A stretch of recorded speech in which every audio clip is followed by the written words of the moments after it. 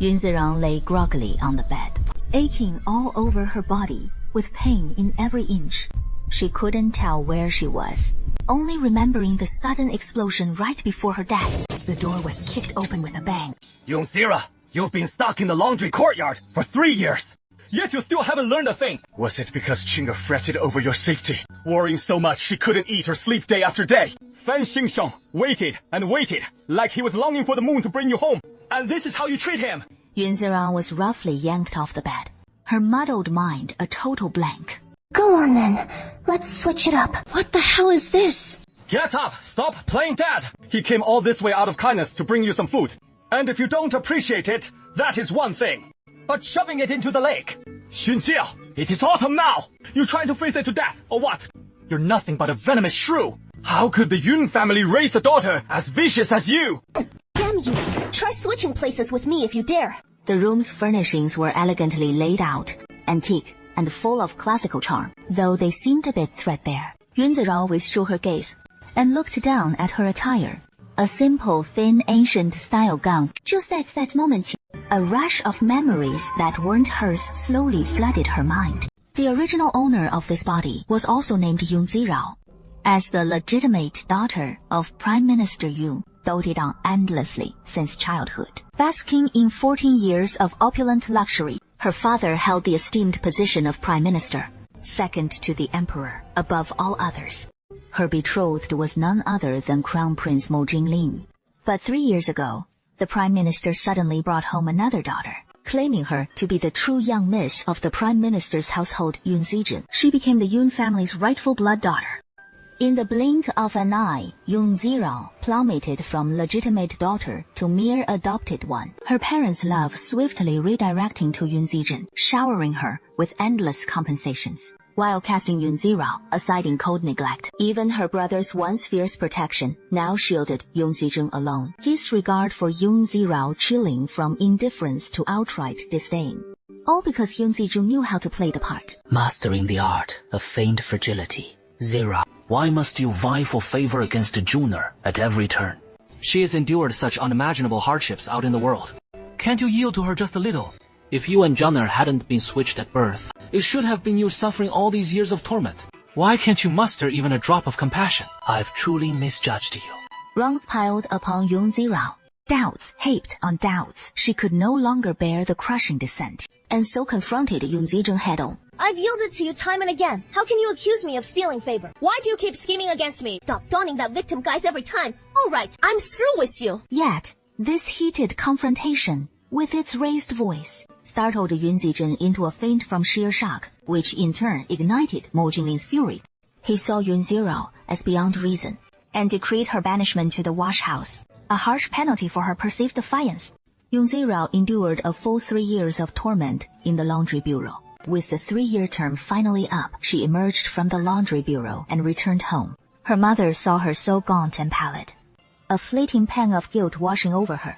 But Yun Zijin wasn't about to let her off easy. Spotting even that sliver of softness in their mother's eyes toward her, he plunged into the water himself, soaking his clothes through, leaving Yun Zexuan torn between heartache and outrage. While the maid piped up from the sidelines, full of indignation, embellishing the tale by insisting the eldest miss had shoved her into the river, Yun Zirang furrowed her brows. This plot feels all too familiar, just like that storyline from the book I read back home. I've transmigrated into the book's female lead, Yun Zirao. Yun Zirao, you wretched girl! How dare you lay a hand on me! Time for another 3-year stint in the bureau.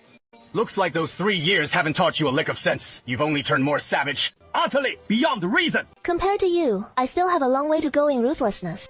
What a moron. Yun Zexuan isn't even Yun Zirao's real brother. He is just the Yun family's illegitimate eldest son. Yun Zexuan, as the Yun family's eldest son. You're such a blithering idiot. It is almost pathetic. Getting spun around like a top by some 2-bit clown. All those books you've crammed in meals, you've wolfed down over the years straight to the dogs. What did you just say? Yun Zirao, how dare you speak to me like that? Are you staging a mutiny? Rebellion. Bring it on, you insolent cur. As your brother, it is high time I gave you a proper thrashing. Yun Zirao shot her hand out, twisting his wrist in a lock, then delivered a resounding slap across his face. Yun Zexuan clutching his cheek in stunned disbelief.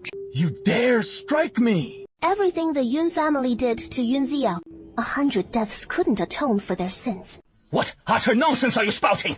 The Yun family raised you for 17 years. 14 years. Are you saying I enjoyed 14 years of luxury in the Yun family and should be forever grateful to them, repaying them with a gushing spring? What if I tell you, Yun Zero is already dead? After over 1,000 days of torment in the laundry bureau, died in the endless despair, day after day. In that man, eating hellhole. Can 14 years of upbringing cancel all that out? He clearly hadn't expected Yun Zirao to be so unyielding. There is more. The Yun family raised me for 14 years, but it was Prime Minister Yun and his wife who fed and housed me, not you, the lowly bastard born to a concubine. What right do you have to bark orders at me? I'm your elder brother. Elder brother as father. Elder brother as father. But only once the father is dead. H.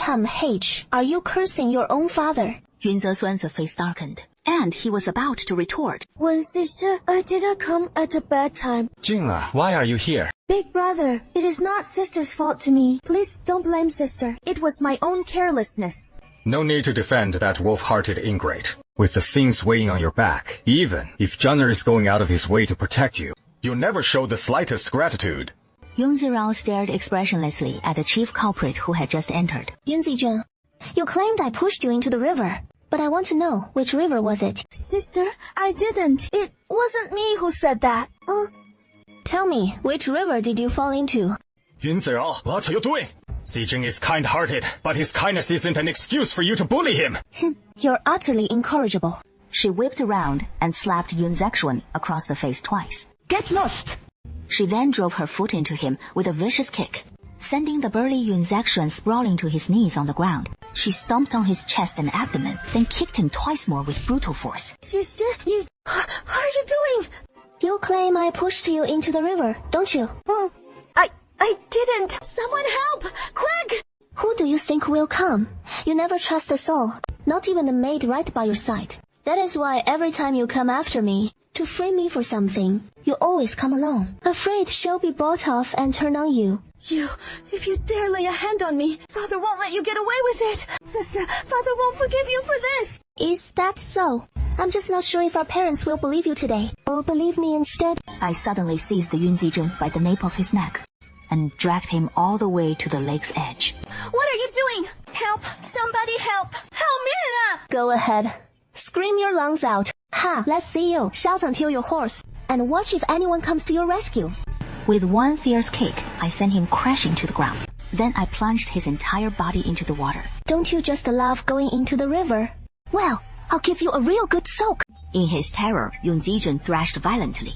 But sadly, he crossed paths with Yun Zirao, the vengeful fiend seething from her recent defeat, until his chest felt ready to explode.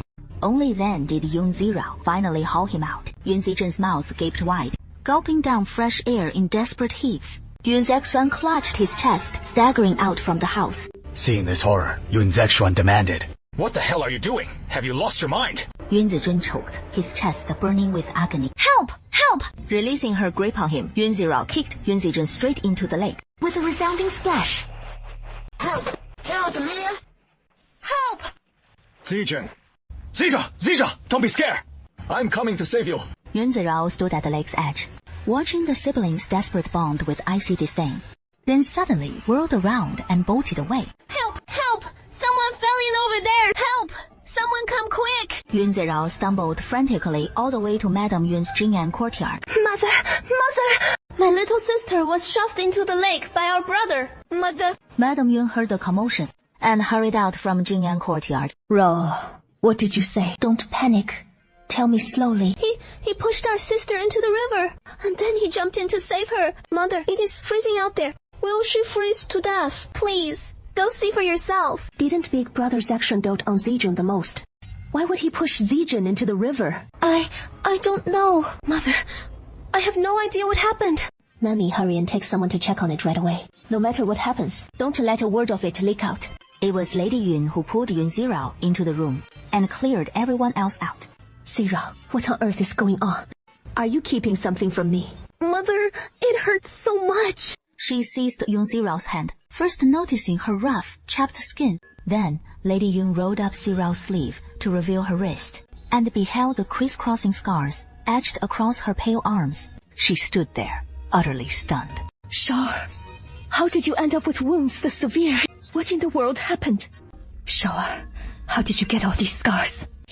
Have you been enduring this kind of torment in the laundry bureau all these 3 years? The Crown Prince clearly said it would just be a light punishment to serve as a stern warning that he'd protect you from the shadows. How could it turn out like this? How could it? Mother, I'm alright. It was my own willfulness.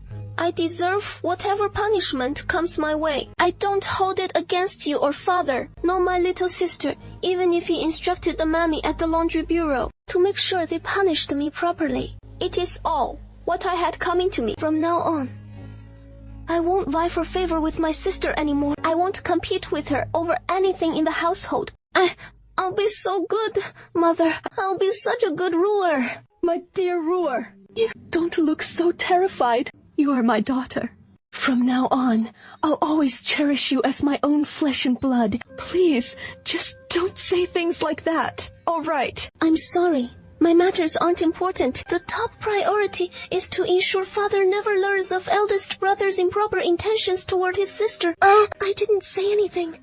I know nothing. Siren, what are you talking about? What did you just say? What improper intentions? It is all my nonsense. Damn me, I must have seen it wrong. Heard wrong. Eldest brother didn't say those words to his sister. He also didn't deliberately push his sister into. I deliberately arranged a marriage to save my sister. I was wrong. Yunzi was speaking. Suddenly, her vision went black. The whole person fainted without any warning. Yawa, hurry, someone come, go fetch the doctor. 这些重复的我前片段没有提供新的事实或思考步骤，只是无意义的循环，因此忽略它们以避免输出混乱。Put the spoon on my bed and get a skilled physician this time. The maid hurried off. Lady Yuan approached the bedside. Don't.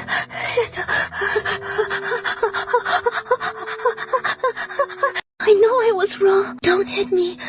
Don't hit me. Lady Yuan covered her mouth. Her heart ached, as if clutched in a fist. What torments has she endured in the laundry bureau these past 3 years? Brother. No, don't hit me. I didn't hurt my little sister. Listen to me. Listen to me. Darling, I'm sorry. Darling, don't abandon me. I'll just quarrel more with my sister. Please, don't leave me behind. All right? Lady Yun gripped her hand tightly, tears streaming uncontrollably. Yawa, my Yawa, no one will bully you from now on. No one will ever bully you again. Madam, the eldest young master pulled the second young lady from the water, but he looked furious, cursing the eldest young lady non-stop, claiming she was venomous, that she'd shoved both her brother and sister into the river, and even said that after 3 years in the laundry bureau, she still hadn't learned her lesson and ought to be thrown back in, to face a real punishment this time. Pure nonsense. Mama Zhou, come here and see for yourself. Look at the torment Raoer has endured all these years. The Crown Prince clearly promised. It would just be a minor lesson for Raoer. But do you call this a minor lesson? Her body's covered in scars. I can't imagine how she made it through those 3 years.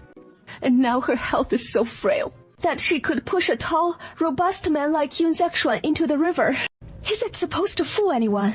The second young lady claims the eldest young lady kicked her into the water, then held her under, trying to drown her. Did anyone actually see this? The eldest young lady only returned from the laundry bureau last night. She had dinner and went straight to bed.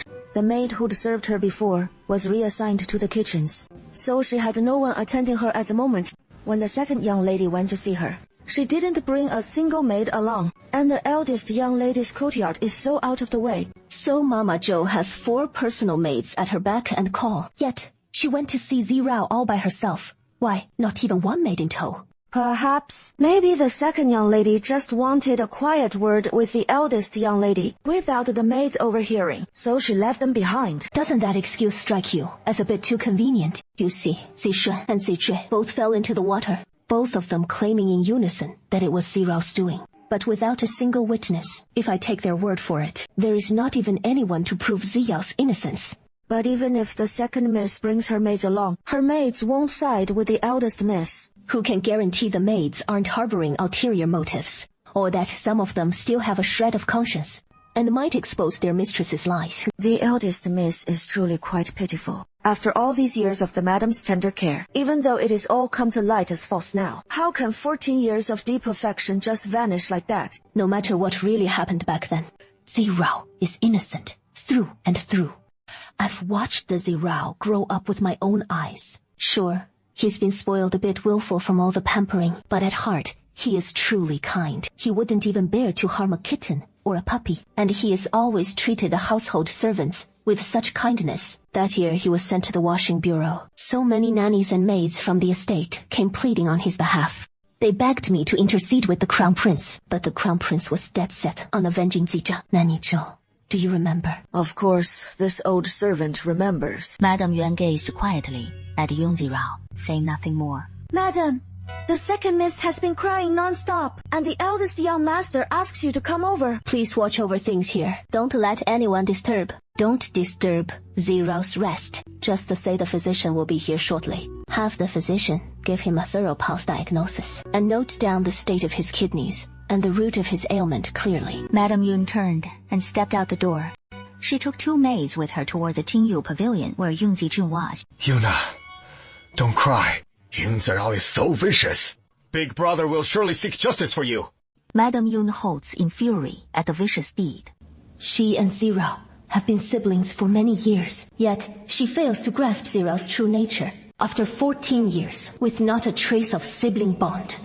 Big brother, it is cold. I'm cold. I'm so cold. I've already sent the maids to prepare hot water. So once you soak in it, you'll warm right up. Don't cry. Once father learns of Yun Ziyao's wicked deeds, he'll punish him harshly. If we send him back to the laundry bureau, only then might his foul vicious heart be reformed. And when the time comes, I'll urge His Highness the Crown Prince to send him there again, so the palace mammies can set him straight.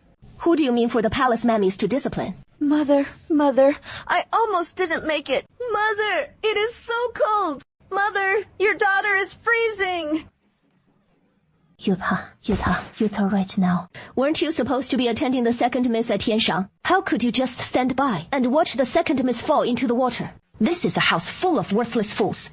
And tomorrow, I'll sell every last one of you off. The maids' faces paled in an instant, and they all dropped to their knees together. Madam, spare us. In my anger, I don't blame them. They are your personal maids. So, if you don't hold them accountable for your fall into the water, then who? What a bunch of useless idiots. Mother, it was all Yun Zirao's doing. She was punished for 3 years in the laundry bureau. Her heart has always harbored resentment. So she vented her anger on Juner. So vicious as to kick Juner into the lake. She even pressed Juner's head underwater, trying to drown him. What is wrong with your face? Yun Zirao hit me. She even dared to strike my chest. She is truly audacious beyond measure, completely devoid of humility and gentle submissiveness. Take a hot bath first, and get some good rest. Later, I'll have the physician come examine you, and be careful not to catch a chill. Yeah, Mother. Yun Zirao's heart has turned poisonous.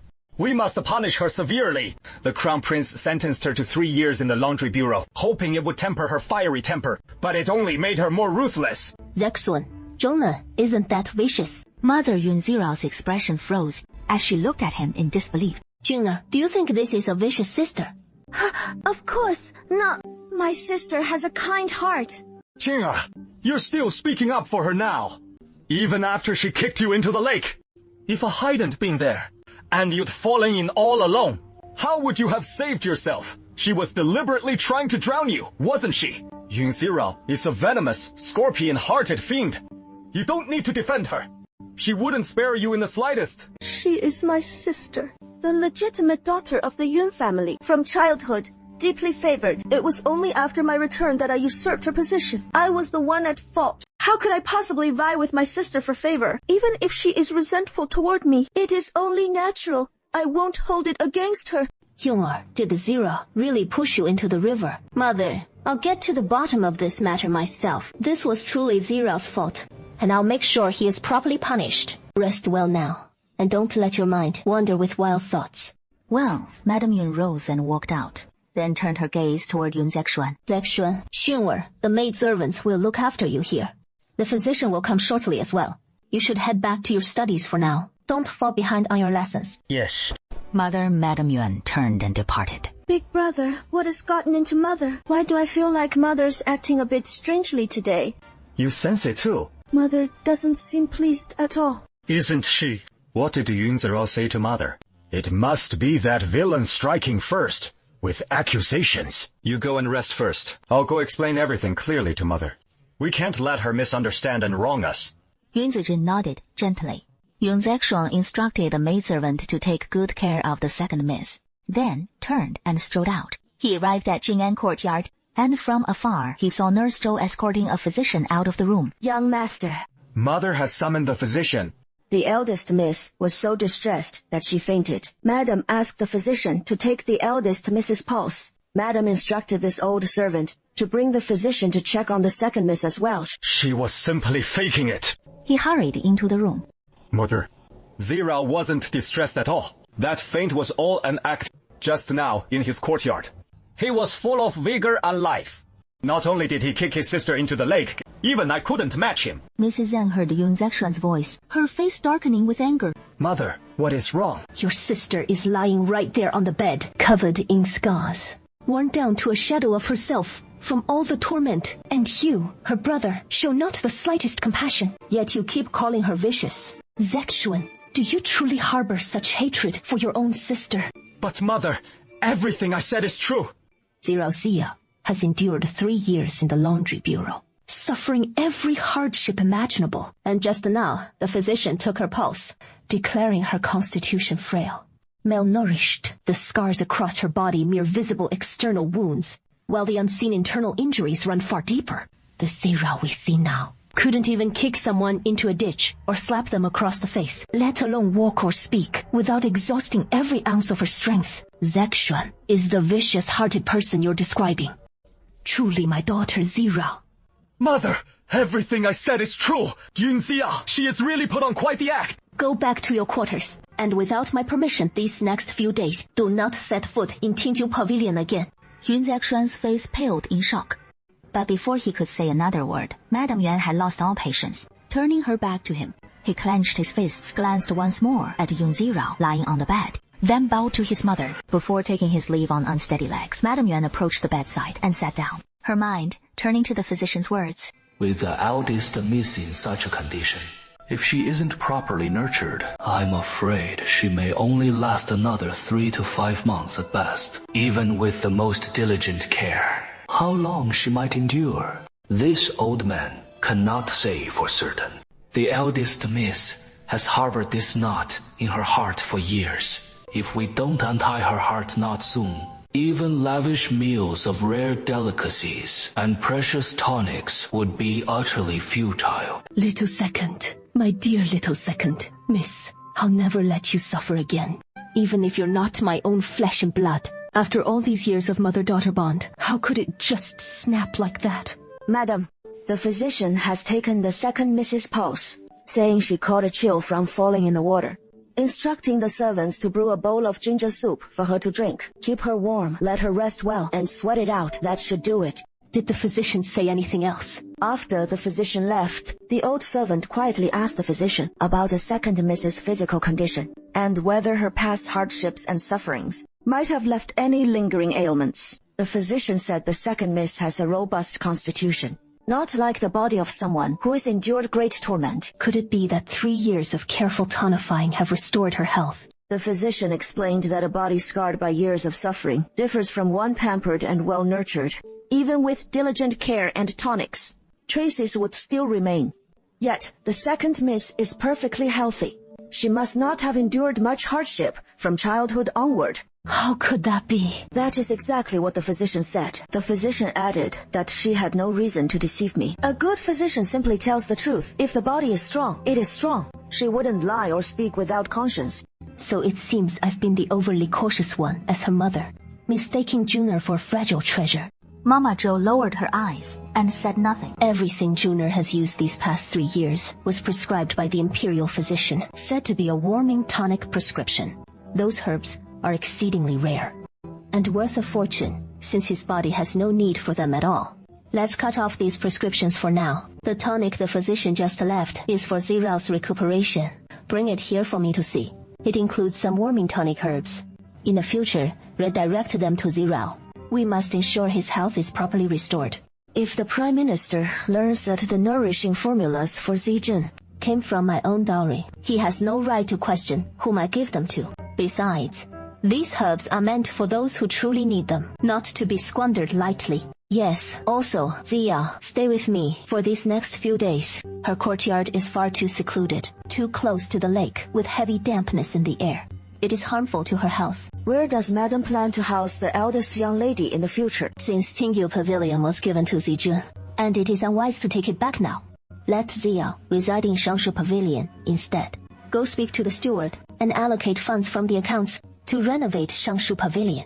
Redecorate it entirely, inside and out. Everything Tingyu Pavilion has, Shangshu Pavilion must have as well. And there must be Lindsay Rao lying on the bed with eyes closed. She hadn't truly fainted. The conversation between Madame Yuan and Mama Zhou, she heard every word crystal clear. She, a wandering soul of consciousness, born with the sacred body of the vengeful maiden, would exact her revenge on them while she yet lived. I can't help but open my eyes. Little one. You're awake. How are you feeling? Does anything hurt or feel uncomfortable anywhere? Mother, where am I? In my room. I had Mama Zhou stew some nourishing soup for you. Have just a little later to build up your strength. No need. Mother, save the rest of that ginseng soup for my sister. Oh, I don't need it. Silly child. Your body's so frail. You need to nourish yourself. Really? I don't, Mother. I have 3 meals a day. No, 2 meals a day. Rice and simple vegetables are plenty for me. I'm not greedy. My dear, I'm not your real daughter. I don't deserve all the Yun family's luxuries. For 14 years, I've stolen my sister as life of glory and wealth. I should give it back to her. I should return it to her little one. My Youer, I wish so much you'd be bright and lively like before. Even a bit spoiled and willful, it wouldn't matter. We just spoil you rotten, all to keep you carefree and joyful, to see you truly happy. Rawer, it was Mother's mistake. I never should have agreed to send you to the laundry house. Never should have neglected you. Never should have let them bully you like that. Mother's let you down so terribly. She so wants to ask Madame Yun. Do you even know what those 3 years were like for Lin Ziao in the laundry house? Do you know how every day and night he longed for you to come rescue her? Char, from now on, just stay here with Mother and let Mother take good care of you, all right? Yeah. Sister will be upset. She is not well, and I don't dare upset her. You don't need to worry about Zija. Zhao'er, Mother has something to ask you. What you told me before you passed out. Zexuan has improper feelings for Zijun. What did you mean by that? Mother. I don't dare say it, but I'll protect you no matter what you tell me today. I promise. Only the 2 of us will know. Zhao'er closed his eyes. Mother, big brother, he said he likes sister, but they're blood siblings. How could I hear something like that? I was frozen in shock, only hearing sisters say no. Then big brother, he pushed her into the river, growling in a low voice. We're not blood siblings anyway. I saw sister being pushed into the river. Big brother jumped right in to save her. I was terrified, Mother. I was so frightened. I rushed out to call for help. Lady Yun was utterly shocked. Not blood siblings. Xun Xiaxuan claiming Yun Xiaxuan isn't his blood sister. Mother, can you just pretend you never heard this? If big brother finds out I told you, he won't spare me. Rest assured, I won't let anyone else know. Thank you, Mother. This ointment works wonders for external injuries. Let Mother apply it to your hand first. Take a bath this evening, then spread it over every injured spot on your body. All right. Isn't this ointment terribly expensive? Not at all. You're the eldest miss of the Prime Minister's residence. We can afford it no matter the price. Madam, the eldest Mrs. Tonic is ready. Bring it over. The eldest miss has come to. Nanny Zhou, it has been ages. I've missed you so. I've missed you too, miss. The eldest miss is still so frail. Have this bowl of nourishing tonic first. though it is a touch bitter. But it is good for your recovery. Thank you, Nanny Zhou. This old servant dares not. Nanny Zhou, please step out for a moment. I need a quiet word with Raoer. You're far too thin. My dear, you must eat properly from now on. Nourish your body well, and fill out those curves a bit. Yun Zirao lowers her head, falls silent once more. Drink slowly now. Mind you don't scold Mother. I'll manage it myself. My sister fell into the water. Mother, you should go to her. If she doesn't see you, her heart will surely be uneasy, and she'll feel so wronged. I went to her just now. You needn't trouble yourself over her. Yun Zirao 拧了抿 pursed my lips. Zirao, don't misunderstand me. I mean, look after yourself first. Tend to your own body first. No need to worry just yet. Once you're home, put those days of dressing as a servant behind you, and be the fine eldest miss of the Yun family. From here on, let bygones stay in the past, and think no more on it. I want to forget too, but the moment I close my eyes, that rattan whip appears before me. I'm sorry, Mother. I didn't mean to bring it up. If you truly can't forget it, there's no need to force yourself. From now on, Mother will stay by your side, and no one will dare to harm you. In Jingyu Pavilion, Yun Zijun hears the maid's report, stunned after a long pause. Yunzira is staying in Mother's chambers, and Mother is personally feeding her the medicine. So Nyoba went out to inquire, though the servants in Jing'an courtyard are keeping their lips sealed. But after Mama Zhou delivered the medicine inside, she came out alone. In the room, besides the lady and the eldest miss, there was no one else. This servant watched from afar for a bit, fearing discovery. So I hurried back. Yunzia pushed me into the river, and eldest brother must have told Mother. So why hasn't Mother punished Yunzia according to family law? Instead, she's letting her stay in Jing'an courtyard, and even summoning a physician for her. Has Mother gone soft on Yunzia? I can't let Yunzia get a chance to rise again. The Yun family's true heiress is me alone. Yunzia should be dead. What right does she have to remain in the Yun household?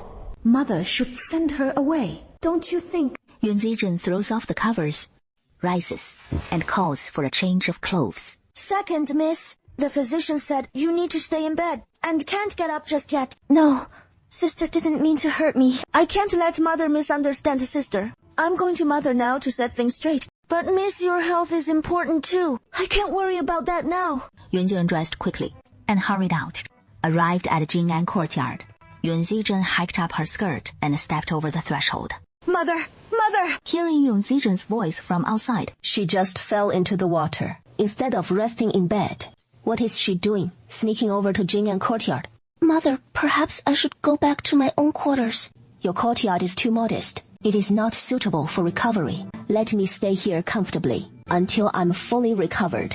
Yun Zirao said nothing, watching her turn and walk away. Yun Zijun, you're skilled at feigning vulnerability and pitifulness. And so am I. Now, the first round is a battle of acting skills, to see whose performance and tactics of feigned weakness prevail. Mother, don't blame sister. Sister, it wasn't intentional. You didn't mean to kick me into the river. Mother, please don't blame sister, all right? It was my own fault. I don't blame her. You just fell into the water. You should be resting properly in bed. How could you get up and wander about? What if you catch a chill from the draft and come down with a cold? Mother says not to blame sister. Your sister is quite pitiful too. Those injuries on her body, they break my heart to see. As long as Mother doesn't blame her, that is fine. Big brother was furious, insisting on telling Mother the truth. I couldn't stop him, and I was worried Mother would be angry at sister. The truth didn't Big Brother tell you? He did say that, but it is downright laughable. He said Shor kicked him into the lake. Isn't that absurd? He is a grown man, after all. How could Shor possibly kick him in? But Mother, eldest brother isn't lying. What? You mean your eldest brother isn't lying? I didn't mean it like that. What I mean is, sister didn't do it on purpose. Zijun, Ziyao, so, did she kick your eldest brother and you into the lake? How? Tell me the truth, and I'll send someone to look into it. I don't blame sister. Please, Mother, don't blame her either. All right. So, you're saying your sister really did kick you into the lake? A flicker of disappointment crossed Lady Ling's eyes. Jun, you should go back and rest now. I heard the physician had the servants prepare a bowl of ginger soup for you. Be sure to drink it later. As for sister, your sister, she'll stay with me for now. Once the Shangshu residence is repaired, she can move back there and reside in the Shangshu residence. Yes, the Shangshu residence is closer to my quarters. It'll be more convenient that way. Your sister is badly hurt. The physician says her constitution is frail, and she needs careful nursing. Juna, from now on, you must treat your sister well. Understood? Yun Zijun pursed his lips, a shadow of gloom passing through his eyes. Yeah, I will, Mother. Please don't worry. Mother, I want to go in and see sister. A little injury, another dotes on Yunzi, all the more. I've clearly underestimated you. But don't think Mother's affection for you means your days in the Yun family will get any easier. With just a little scheme, I can ensure you have no foothold left in the Yun household. Sister, are you alright? Why has sister suddenly fallen ill? Just during the holiday, when you were teasing eldest brother by the lake. You were full of vim and vigor. What handsome eldest brother? Sister doesn't remember. I don't understand a word. My little sister is saying, wasn't it eldest brother who pushed you in, then jumped in to pull you out? Have I ever done something and not owned up to it? Let alone turn around and slander the victim. Eldest brother, when did you ever push me in? Is it that my little sister doesn't want eldest brother punished, so she is shifting the blame onto me instead? But I'm without the strength to trust a chicken. How could I possibly shove eldest brother? It was clearly you, Juna. The child is far too frail. Don't provoke him any further. Yun Zijun's lips pressed into a tight line, his gaze turning coldly on Yongzi Rao. At last, realization dawned on him too late. She turned his own tactics against him. How laughable! Sister's health is fragile. I shouldn't have said those things to upset her. Rest well, sister. I'm sorry, sister. I never meant to steal mother's favor from my little sister. It is just, if my little sister doesn't like me, I'll move right back to my own courtyard. No, it is not that my little sister dislikes me staying here at home. I could always return to my birth parents. Mother, during these 3 years, I've been away from the Yun family. Have my birth parents come looking for me? Are they doing all right? Why can I go back to see them? A shadow darkened in Madame Yuan's eyes. Over these 3 years, the couple who raised Yuan Zijun haven't come searching for Zirao or Juner at all. When you were first sent back 3 years ago, whenever your adoptive parents were mentioned, you were overcome with fear and dread. So I didn't dare to probe further. But now 3 years have passed. Are you finally ready to open up to us about your adoptive parents who are in truth Raoer's birth parents? Where do they live? Why haven't they ever come to take Raoer home? When Yun Zijun was brought back, it was the Prime Minister's decree, and the Prime Minister declared that Zijun was their true-born daughter. After the midwife delivered the child that year, harboring wicked intentions, she schemed to keep their own daughter in the Yun household as a cherished young miss. That is why she secretly whisked Zijun away. Why bring this up again, Mother? You are the Yun family's true-born daughter. After being separated for 14 long years, you finally returned to your birth parents' side, Zhong'er. This is your blessing. Yet Zirao still hasn't laid eyes on his birth parents even now. Parents like that, it is just as well if he doesn't acknowledge them. No matter what Zirao himself might wish, to formally acknowledge his ancestry and reclaim his place in the clan, he has every right to know who his parents truly are. And I too want to uncover exactly what happened all those years ago. Such vile acts from that wretched old hag are utterly wrong. She deserves the punishment fitting her crimes. I've been parted from my own flesh and blood for 14 long years, all because of that one fateful lapse in judgment. So shouldn't I have the right to demand answers from her? But I don't want my sister to shoulder this burden. What must be borne cannot be evaded, no matter how one tries to hide. I've endured 3 grueling years in the Huanyi Bureau, so how could my own birth parents be more fearsome than those cruel matrons there? Yun Zijun's gaze grew faintly cold, his fingers unconsciously tightening into fists. Are you resorting to that bitter flesh ploy now? These are the sins sown by my birth mother, and rightly I must shoulder some of that guilt. Yet in truth, I am not the instigator. That is why mother couldn't bear to unleash all her wrath upon me, wanting instead to confront the true culprit and unearth the facts. It is only just. That cursed harlot, insisting on smashing the pot to get to the bottom of it. We'll just ship her off to the 7th floor to service clients, and see if she dares pry so relentlessly into my sister's affairs again. Or maybe I should just tell mother where they are, for the hatred burns deep in her heart. And it is high time she faces down this prime villain.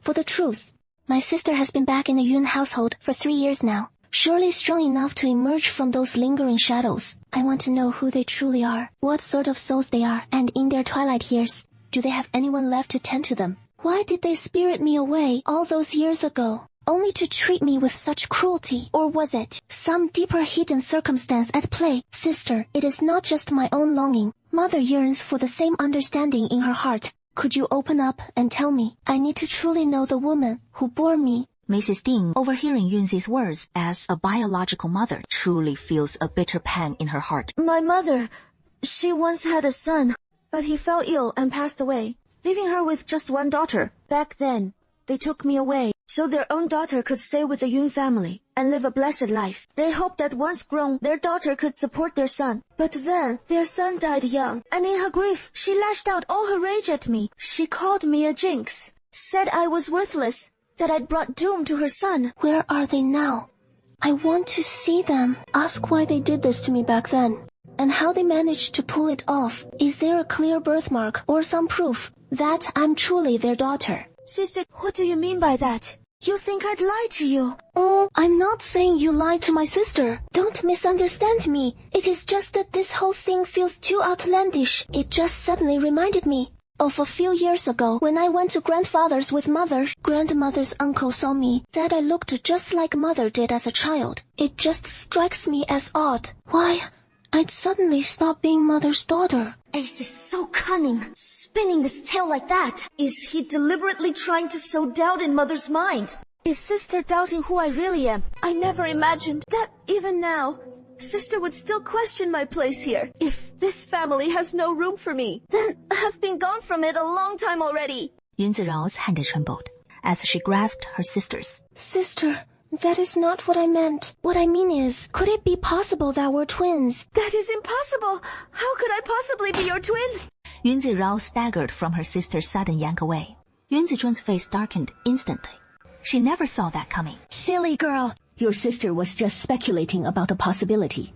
Why get so worked up all of a sudden? I didn't mean to. Enough. You go back for now. No need to come pay respects for a few days.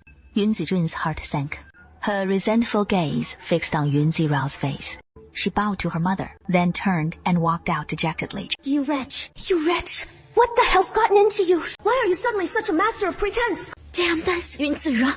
I won't let him get away with this! Right now, I'm just a sickly invalid. Mother is the cherished heart of the Liwanji Prime Minister's residence. Perhaps I should just go back to my own quarters. Staying here would only disturb you, and I'd feel uneasy in my heart. Zhao, don't say such things. I am your mother. It is only natural for me to care for you. How could that be a disturbance? Yun Zirao hung her head low, saying nothing. At that moment, doubts about Yun Zijun's true origins began to stir in her mind. I've already looked into the truth of the matter. Zijun is truly, without a doubt, our daughter. That couple hasn't had an easy life since. I've made sure they've been punished for it. So, there is no need for you to dwell on it anymore. It would only stir up painful memories for Zijun. Mrs. Lin composes herself, rises and calls for Mama Zhou to enter. Madam, you summon me, Mama Zhou. Arrange 2 reliable servants to watch over her. The second miss fell into the water at Tingju Pavilion, and she is being unwell lately. Don't let her wander about. The Prime Minister attends court every day before dawn. He also assists the Emperor with all sorts of intricate state affairs. We mustn't trouble him with household matters if we can avoid it. Keep an eye on Zhang Zexuan as well, and stop him from constantly bothering his father. The same goes for young Master Lian. This old servant will see to it. One more thing. The Crown Prince is an outsider. If he comes to the residence to see Zijun again, you must notify me in advance. I won't allow them to meet in private. Previously, the Prime Minister wanted the Crown Prince and Zijun to get acquainted, so we didn't restrict their visits. Even if it is the young master who brings him to meet. Women of the inner quarters shouldn't show their faces so freely until she is fully recovered. Don't let the second miss go out. His Highness the Crown Prince holds such a noble position. If he catches a cold from her, the Xin family couldn't bear the responsibility. This old servant understands. The Crown Prince and the Zirao were originally betrothed, but after Zijun returned, the Prime Minister feels deep remorse towards Zijun and wishes to bestow this marriage upon him. When it was offered to Zijun, the Crown Prince suggested making him the Crown Princess. Once he ascends the throne in the future, he'll surely reserve a position as noble consort for Ziyao. He softly instructed Zirao to rest well. Then he turned and walked out. Yun Zirao leaned alone against the bedhead, a faint arc of indifference and mockery curling at her lips. As for that scumbag male lead, Mo Jinglin, he dreams of ascending the throne as emperor, keep dreaming about riding on someone else's coattails. So better to find a reliable man as a backer. Best if he can bend the will of someone like Yun Ziya. Scanning the original hostess memories for suitable candidates. Working Mo Kanglan, this guy's a major villain. With Yun Zirao's scheming heart, that is just a tad malicious. Villains are perfect. The only downside to a man like that is he is not easy to get close to. Miss Yun, a maid hurried in. Oh no, what is wrong? Prince Zheng has come to propose marriage. His Highness, the Crown Prince ordered me to come notify you right away. Please, you absolutely must not agree, Miss Yun. Zirao, just as you're dozing off, someone hands you a pillow. Or maybe, haven't heard the call in her heart. This plot is really something. Go on, tell me. Miss Yun, are you alright? Miss, I'm sorry. This servant deserves to die. She is one of His Highness, the Crown Prince's people. This servant didn't dare stop her. This servant will help the young lady. Let us handle it. Miss, the madam said you should rest well. And if you don't want to go, you don't have to. The situation is urgent. We need Miss Yun to step in. The young prince came in person to propose ahead of time. The Prime Minister and Madam can't easily refuse. That is why His Highness the Crown Prince asked the eldest miss to come forward. A flicker of cold sneer crossed Yun Zirao's eyes. Mo Jinglin simply pitied her frail health and her status as the Yun family's adopted daughter. So he seized on this excuse to send her out to handle it. I'll go speak to Prince Zhao myself. The maid, dispatched on orders, saw her complying so readily, and couldn't help revealing a smug smile. Yun Zirao's frame was frail and sickly now, taking 2 steps and gasping thrice over. In this brief moment, she could recall the book's account of this war king, Mo Kanglan, 9th son of Emperor Zhao Wu, the reigning sovereign, titled the War King, aged 25, renowned from his youth. The god of war of Qi Kingdom Yuan Ziyao mused to herself, and unwittingly arrived at the front hall. Father, peace be upon you. Mother, peace be upon you. Mo Jinglin's face was somber, utterly silent. Yun Chancellor spoke mildly. Zirao. The Gem Prince has come today to propose, declaring his wish to wed you as his royal consort. What say you to this? My daughter still holds a betrothal with the Crown Prince. Has the Crown Prince dissolved our engagement? Renner, you are no blood daughter of the Yun house. Thus your father holds the reins, yielding your betrothal to Zijin, with His Highness, the Crown Prince's consent. Madam, why raise this now? Mo Jinglin, his expression soured as well. Though the Crown Princess title went to Zijin, yet this one's affections for Raoer remain steadfast, and shall compensate her twofold henceforth. So, my daughter is currently free of any betrothal. As a wise father, just tell me the truth plainly. My daughter can accept whatever the outcome may be. Your betrothal to the Crown Prince has indeed come to an end. But since that is the case, may my daughter consent to marrying the War Prince. War Prince, do you truly wish to marry this humble daughter? Mo Jinglin's expression shifted subtly. Zirao Paid him no mind, gazing intently at Mo Zhulan for a fleeting moment. Zirao, though His Highness the Crown Prince has annulled your betrothal, he has promised to grant you a title of honor. And since I've come to propose, it goes without saying that I wish to wed you. What if someone pressures the War Prince? Yun Zirao, you'd best know what you're saying. In this vast realm of Qi, no one has yet managed to pressure this king. Mo Zhuo 脸色 face darkened. In that case, this humble daughter consents to marrying the War Prince, and thanks your Highness for your gracious favor. Yun Zirao, what do you say? I beseech Mother to grant her daughter's wish. Though I am not your own flesh and blood, and my health is so frail as it is, I truly wish not to remain in the household and burden Mother with worry. I hope Mother can understand Raoer's heart and bless Raoer's choice. Zirao, you used to adore the Crown Prince the most. In the past, this humble daughter overreached herself. Marrying me would ill-suit the Crown Prince, nor do I dare to dream of it. The Crown Prince refuses to grant you a title. A title for me, one that sends me to the laundry bureau to suffer torment. How presumptuous of me. I dare not accept the Crown Prince's affections. These hands of this humble lady have scrubbed clothes in the washing bureau for 3 long years, and they are no longer the pampered, delicate hands they once were. They are unworthy of your highness's favor.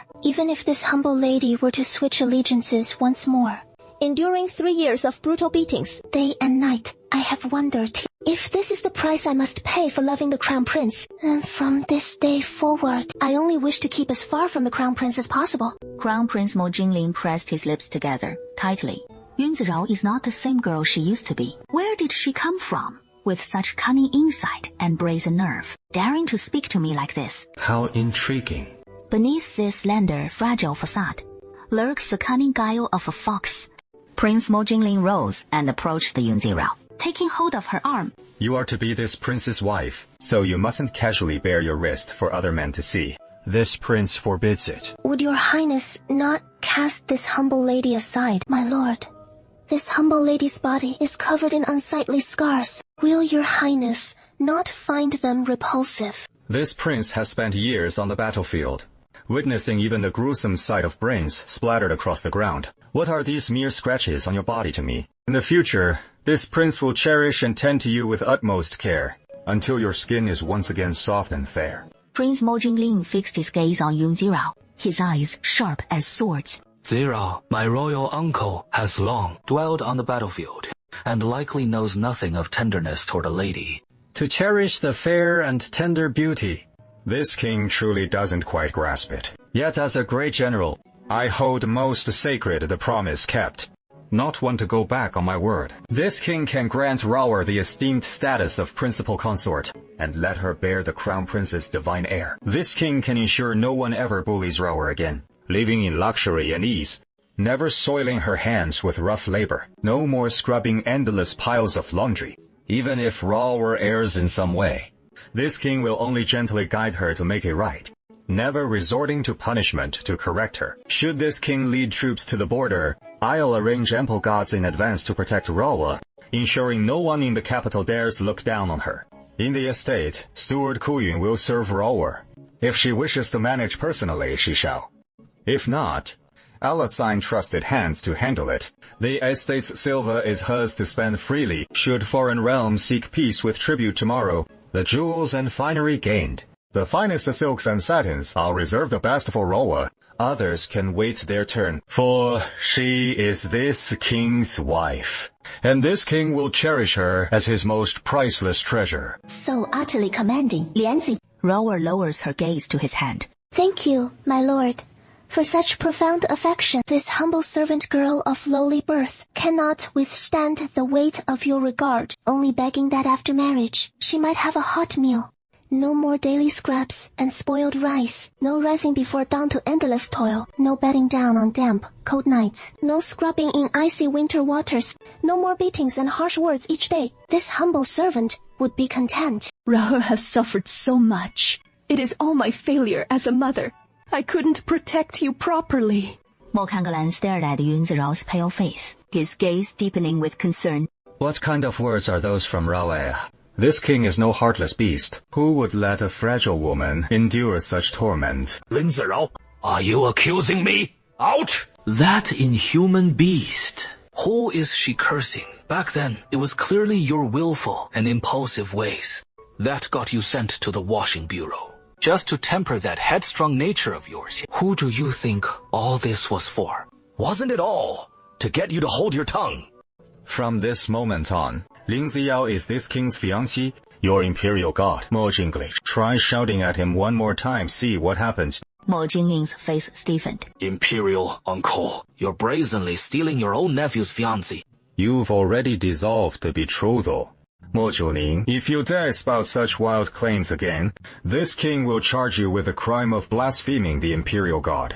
I am Zhu Zhong, the crown prince of Qi. Has Kangalan ever truly held this prince in regard? Daring to offend the imperial aunt. What an utter joke! With the military command in his grasp, he scorns it so brazenly. The imperial authority itself. Since Zirao has given her heart willingly, as her parents, we must naturally honor her choice. One must obey parental orders. And the matchmaker's words, I've never heard of children making their own decisions. The maid who just burst into mother's courtyard said she was sent by the crown prince to summon me. I thought the crown prince meant to respect my choice as a subject. Zirao and Zijeng are sisters. And if Zirao marries the Array King, won't it disrupt the generational hierarchy with Xizheng later on? How should the sisters address each other then? It'd all be tangled up. This king doesn't mind. If the Prime Minister is concerned about that, this king has many fine generals under his command who are yet unwed. Granting Xizheng the position of principal wife wouldn't be difficult at all. No need to thank you for such generous favor, Your Highness. Prime Minister, since this king and his future consort have no objections, let this marriage be settled. This king will soon have someone select an auspicious date. Should anyone dare sabotage this king's union with his consort, this king will show no mercy. Little Raoul, don't fear. If anyone dares to harm you, just send word to this king. And this king will storm their residence under cover of night, sever their head from their shoulders. I don't deserve such protection. But whether you deserve it is for this king to decide. Just rest easy here. Lin Zirao bit her lip and nodded gently. Once this king selects the date, betrothal gifts will be presented without delay. Farewell. With those words, he turned and strode out. Chen Zirao, who knew you'd harbor such deep schemes, even Hao Chen seeing you in a whole new light. Your Highness, the Crown Prince. The War King has come to propose marriage, and Zirao bears no prior betrothal, so accepting his proposal is entirely fitting, with no breach of propriety on her part. I trust Your Highness will honor Zirao's decision. We've shared years of deep affection with Zirao, and madam, you know that all too well.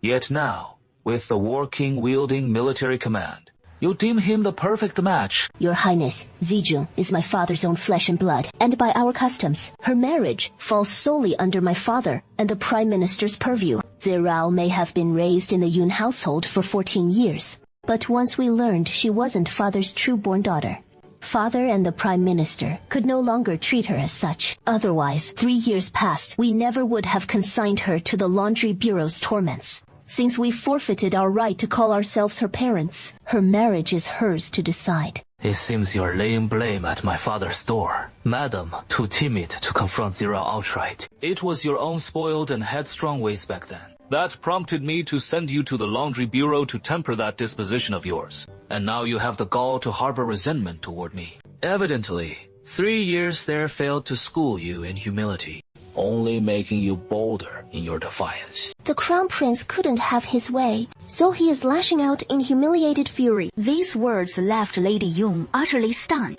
How dare Yun Zirao speak to the Crown Prince like that? Insolent wretch. I'll give you a lesson you'll never forget today. A lesson for whom? Suddenly, a lazy drawl rang out from beyond the threshold, freezing Crown Prince Mo Jingling's descending hand in midair. Mo Kanglan, who had clearly departed, had doubled back unseen and unheard. Uncle Heng hasn't gone far. This king grew uneasy, so he turned back midway. Let this king remind you of his earlier words. Without warning, Mo Kanglan struck him with a resounding slap, leaving Mo Jingling dazed and reeling. Lord Zhen, what do you think you're doing? Lady Yun recoiled in shock as well. Does that feel good? Remember, I am the Crown Prince. You, sovereign of the realm, should embody dignity and forbearance, with a heart for all under heaven and the magnanimity to embrace others. You broke the betrothal first yourself, then consigned her to torment in the Laundry Bureau afterward. And now you presume to use your rank to brutalize a defenseless woman. Mo Jingling, you claim to be the Crown Prince, but where in your conduct is there any trace of princely virtue? Humiliation and rage twisted across Mo Jingling's face. He glared coldly at Mo Kanglan. In this king's eyes, you are wholly unworthy of the crown. You'd best abdicate at once and yield to one more deserving.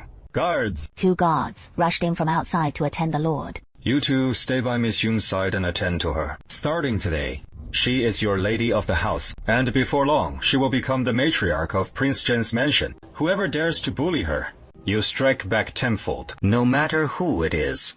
This prince will bear any consequences. She is this prince's fiancée, not someone anyone can lay a hand on. Mo Jingling's face paled and stiffened, yet he dared not utter a single word.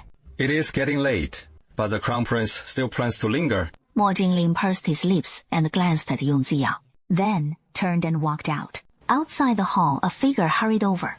Unaware of His Highness, the Crown Prince's arrival. young Master Zixuan failed to greet you from afar. Drawing near, He only then saw Prince Zhan, also paying respects to His Highness, the Crown Prince, and greeted Prince John as well.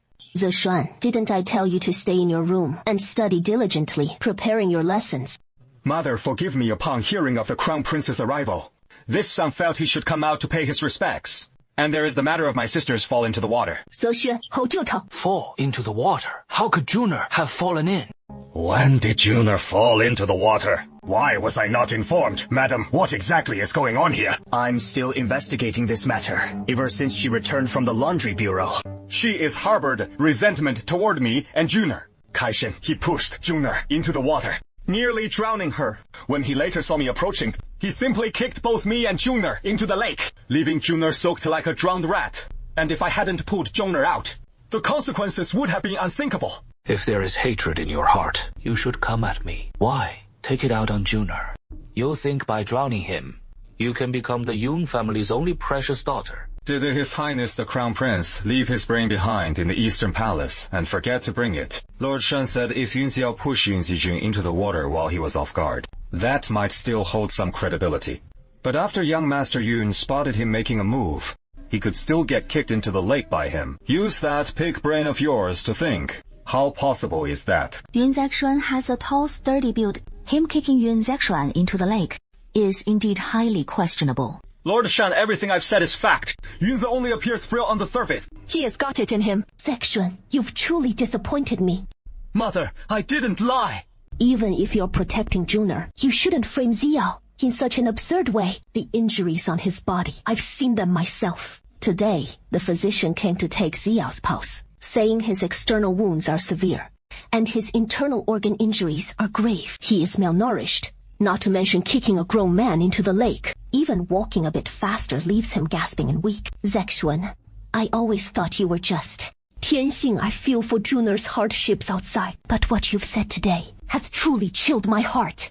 Yun Zixuan looked shocked, staring at her in disbelief. Look at Raoer's hands, everyone. What sort of hellish days has he endured in the clothing bureau these past 3 years? I can hardly bear to dwell on it. The mere thought fills me with shame. I failed utterly as his mother. Yun Zirao lowered her gaze, her eyes soft with sorrow. Regardless of what Raoer's birth mother may have done, or whether Raoer truly did wrong, Juner, he is being trapped in the clothing bureau, enduring unimaginable torment these past 3 years. Even if his crimes were the gravest imaginable, it is time to wipe the slate clean from this day forward in our household. If anyone dares to frame or falsely accuse him again, or bully him at will, I will show no mercy. But frailty can't withstand the gales forever. Let me take her back to rest first. Mo Jingling stared silently at the retreating figures of mother and daughter, his eyes shadowed with malice. Father, everything I said is true. Xiao only seems frail on the surface. In truth, she is transformed in the clothing bureau. 3 years honing the Vajra, indestructible body, ascending to the heavens and piercing the earth, invincible in all things. Yun Zexian, if your martial arts have truly reached such heights, it is hopeless better find a deserted spot and end it all, once and for all, sparing the world your disgraceful existence, lest old men suffer shame because of you. Yun Zixuan, the general, flushed with deep humiliation at once. Why won't anyone believe me? I'm not lying at all. It is Yun Zira who is the liar. If the Crown Prince wishes to stay for dinner, then feel free to do so. Mo Colin turned and walked out. If anyone dares to bully this king's fiancé again, this king will make his entire family restless chickens and dogs alike. Fiancé Yun Zixuan recoiled in shock. Who is his fiancé? Someone actually laid hands on the Crown Prince. Who would have the audacity? It couldn't be Yun Xiao. Could it? The War King came today to propose marriage. He intends to take Zirao as his wife. Yeah, Yun Zixuan and the others snapped back to reality. The War King proposed. Father agreed. It was Zirao who agreed herself. The War King's stance is unyielding, leaving no room for opposition. Marriage is a grave matter dictated by parents' command. And matchmaker's word how could one propose it themselves? How could the Zirao agree so readily? If we refuse, what then? Qingcheng was utterly distraught and turned toward the study. Why would the War King suddenly propose to the Yun family? Royal uncle, This is deliberately going against me. So what do we do now? Yunzi Yao truly has a cunning mind. Without a whisper, she latched onto this match with the War King. When did she even meet the royal uncle? I've never heard a thing about it. She has spent the last 3 years in the washing bureau, with no chance to step out. How could she possibly know the War King? Let's go check on Junior. Sichuan followed close behind. What I said just now is indeed hard to believe, but everything I said is true. Yunzi only appears fragile on the surface. Your Highness the Crown Prince, don't let her deceive you. She didn't just slap me across the face. She kicked both me and Junior into the lake, leaving Juna soaked like a drowned rat. He Jinglin steps, faltered slightly, suddenly turning his head to look at him. His Highness the Crown Prince believes Yunzi has disrupted his current physical state. The son-in-law simply can't believe what you're saying. It is truly unbelievable. The power he unleashed in that instant was utterly astonishing. It wasn't him at all. Not like the man he used to be. Mo Jinling narrowed his eyes slightly. This maidservant has seen it thrice. Witnessing His Highness the Crown Prince's aloof demeanor, returning from Tingyu Pavilion. Your Highness, the Crown Prince, the second miss, is feeling unwell. Madam has ordered her to rest quietly, and no one is to disturb her. Madam also said that men and women must not be intimate, to safeguard the reputation of both the eldest miss and the second miss. Henceforth, no outsider men are to set foot easily in the young lady's courtyard. What did you say? Wu Tong kept her head bowed, repeating every word of what she'd just said with utmost respect. How dare you? This is His Highness, the Crown Prince. Miss John II is betrothed. I've heard that Jing'er is unwell, so His Highness came especially to visit her. And you two wretched maids dare to stand in his way. Eldest young master Mama Zhong heard the commotion and emerged from the inner courtyard. Wu Tong and Luo Yi are the maids Madam assigned here, and you're calling them wretched maids. Do you harbor some grudge and mean to lash out at Madam? Mama Zhou, that is not what I meant. They said it is by Madam's orders, guarding the inner courtyard gate to protect the two young ladies' reputations, eldest young master. Yet he wouldn't let it go. Insulting words flew from his lips, all to vent his dissatisfaction with Madam's arrangements. Though the eldest young master is a son of the concubine, he has always been registered under Madam's name, enjoying the privileges of a legitimate son. Has Madam ever mistreated the eldest young master all these years? Of course not. Mother erred in instructing my wife as if she were the lady of the house, which has bred resentment in the young master. And this old servant must have a serious word with the madam. Lest word spread that the Prime Minister's eldest son, meant to support his father, has shown filial disrespect to his legitimate mother. The charge of defying one's principal mother, if seized upon by any official, could lead to impeachment of the Prime Minister for failing in his paternal duties. I wonder if the young master can bear such consequences. Yun Zexuan's face froze completely. That is not what I meant at all. Zexuan has been deeply grateful for Mother's guidance, and has always held Mother in the highest respect. Grateful as I am to Mother, I would never dare to clash with or defy her. I beg Mama Zhou not to misunderstand. Since Mother is only protecting the reputations of my two younger sisters, as her son, I must of course obey. It is just that in the past, His Highness the Crown Prince and Junior have been close. I hope Mama Zhou might make an exception, and allow His Highness to visit my sister just this once. Spare His Highness any offense. The second miss has just drunk her ginger tea and fallen asleep, her garments still in disarray. It would be improper. The swordsman Mo Jinglin cast her a cold glance, then turned and swept away in a flick of his sleeves. Yun Zexuan couldn't help clenching his fists, and shot Mama Zhou a blank, expressionless look. Keep watch, let no one enter the inner courtyard at will. The listening ring pavilion fell utterly silent. Yun Zijun sat on the bed's edge, a bow in his hands. Yet it all stems from Yunzi.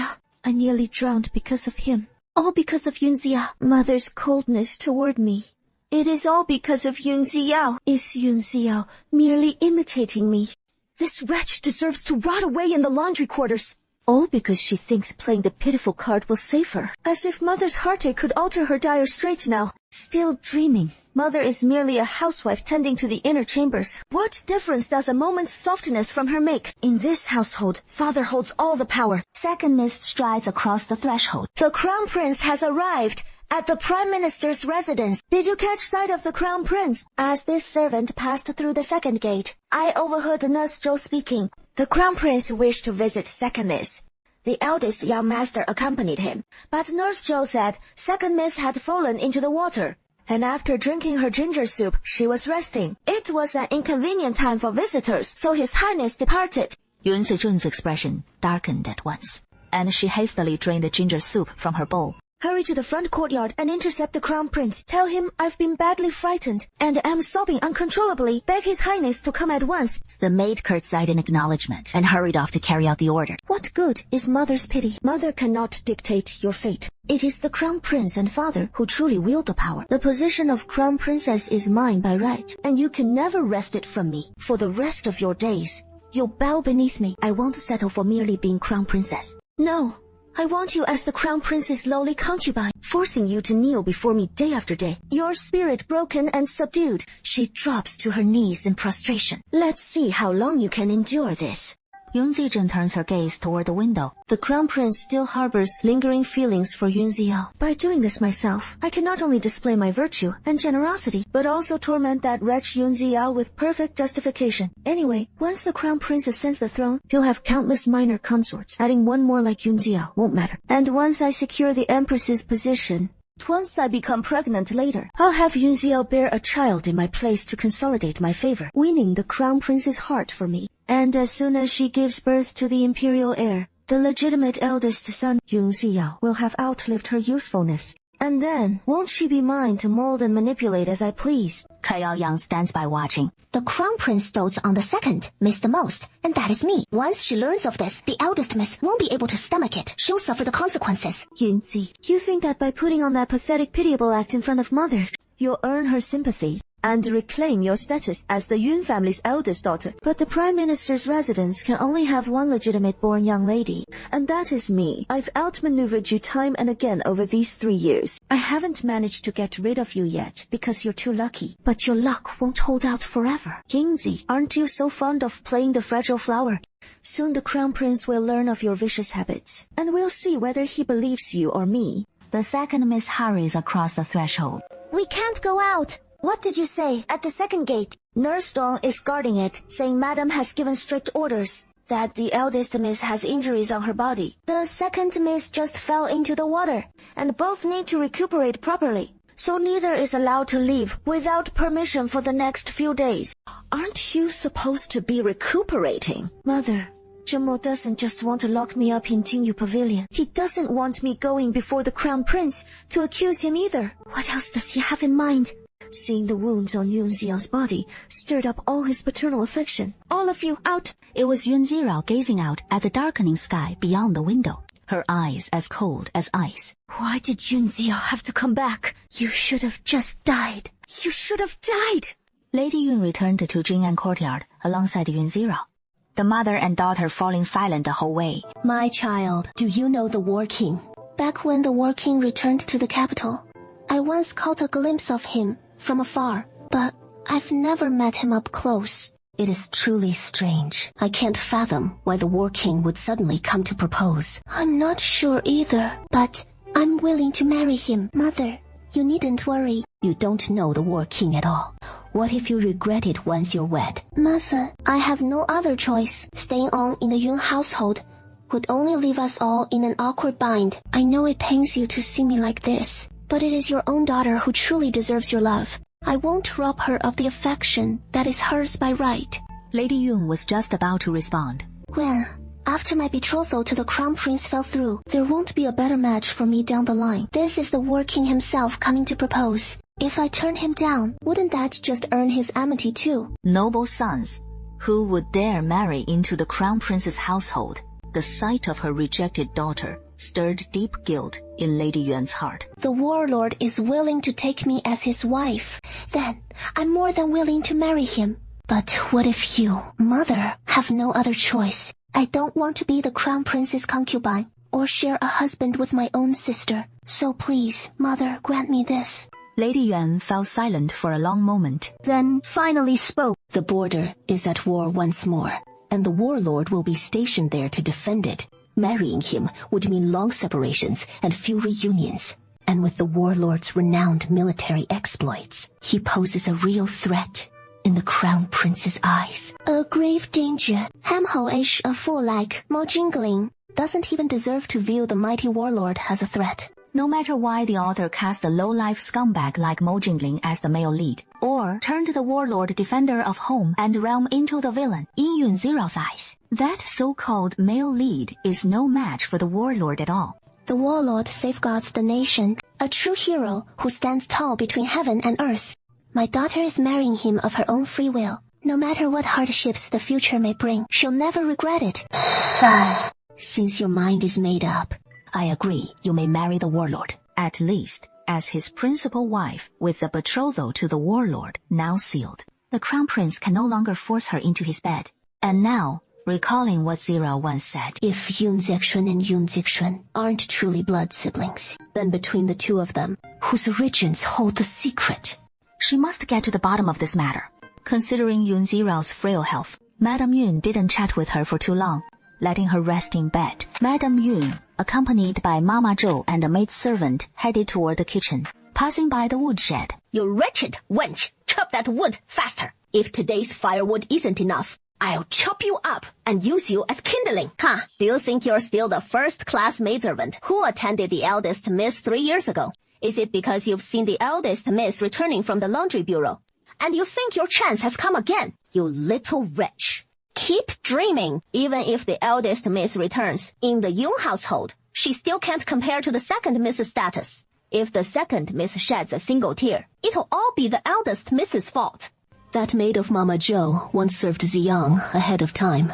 It is probably the eldest Miss's personal maidservant, Chen Yu. After the eldest miss was sent to the laundry bureau, Chen Yu was demoted to labor in the woodshed.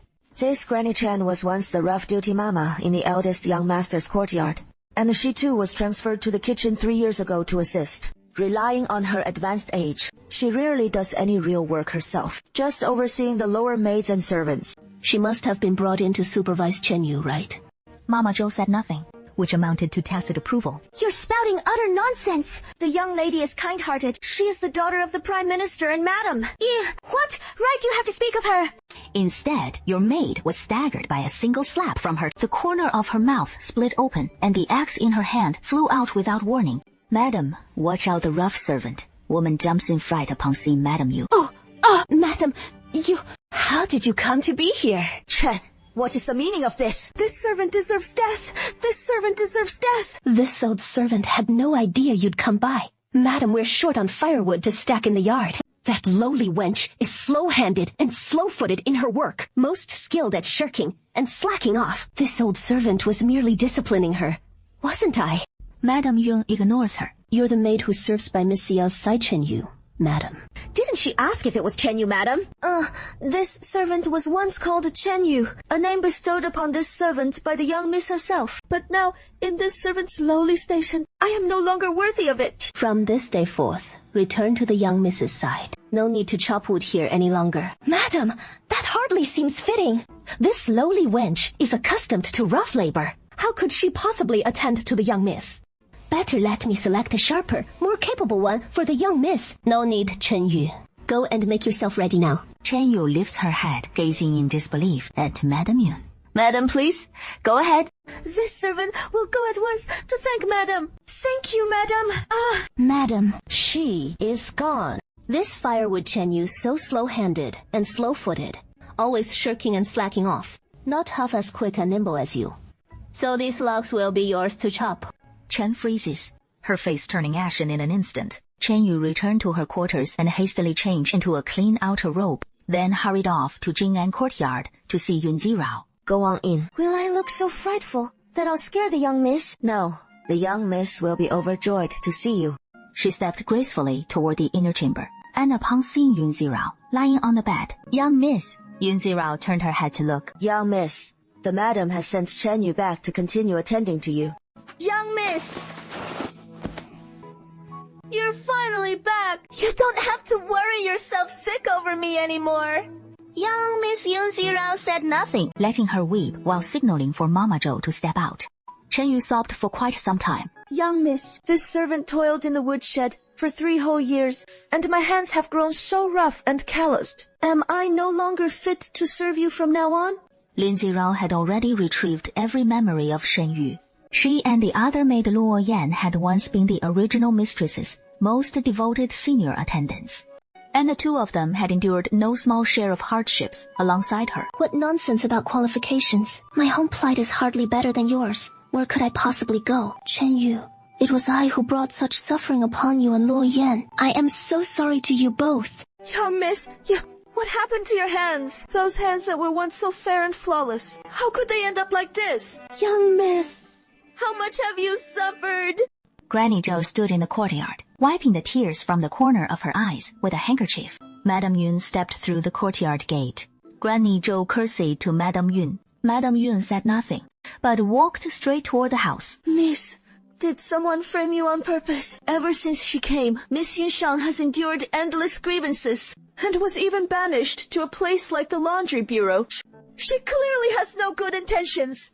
Madame Yun withdrew the foot she just stepped over the threshold, and stood there quietly. Chen Yu, don't speak like that. The Prime Minister is the master of the house. After all, Father says I'm not his biological daughter. Zijin is the true one, and if I truly usurped his place for 14 years, then paying some price is only fair. That is not true. Miss, it is not like that at all. Uncle and Ninth, Madam said it before, more than once. They all said the eldest Miss looks just like Madam. So how could she not be Madam's own flesh and blood? As for the second Miss, she bears no resemblance to Madam at all, and we're to believe it all on the Prime Minister's word alone. That the eldest Miss is no longer the eldest Miss. That is utterly unfair. Chen Yu, walls have ears. Be careful not to be overheard. You'll live to regret it. This servant feels such injustice for you, Miss. Such a fine young lady. Suddenly branded a fraud. Isn't that just deceiving everyone? I sense a conspiracy at work too. But what can a frail girl like me possibly do? Father claims I'm not his daughter, so I have no choice but to accept that I'm not. Whether it is true or false, I must resign myself to it. But, Miss... Chen Yu, come here. Get up first. Chen Yu staggers unsteadily to her feet. My health is frail, and I fear my days are numbered. Miss, please don't say such things. This servant vows to attend you for life. Silly girl. It is not for me to decide how long I live. My body has betrayed me. But rest assured, when I marry and leave this house, I'll take you with me and find you a fine match in time. I'll go nowhere else, just stay by your side, Miss. Don't burst into tears so easily. Mortals can't defy the heavens. What is more, only my death will bring peace to certain schemers. They won't allow me to live. You're so kind-hearted, Miss. Why is heaven so unjust? Yun Zero feels a pang of helplessness.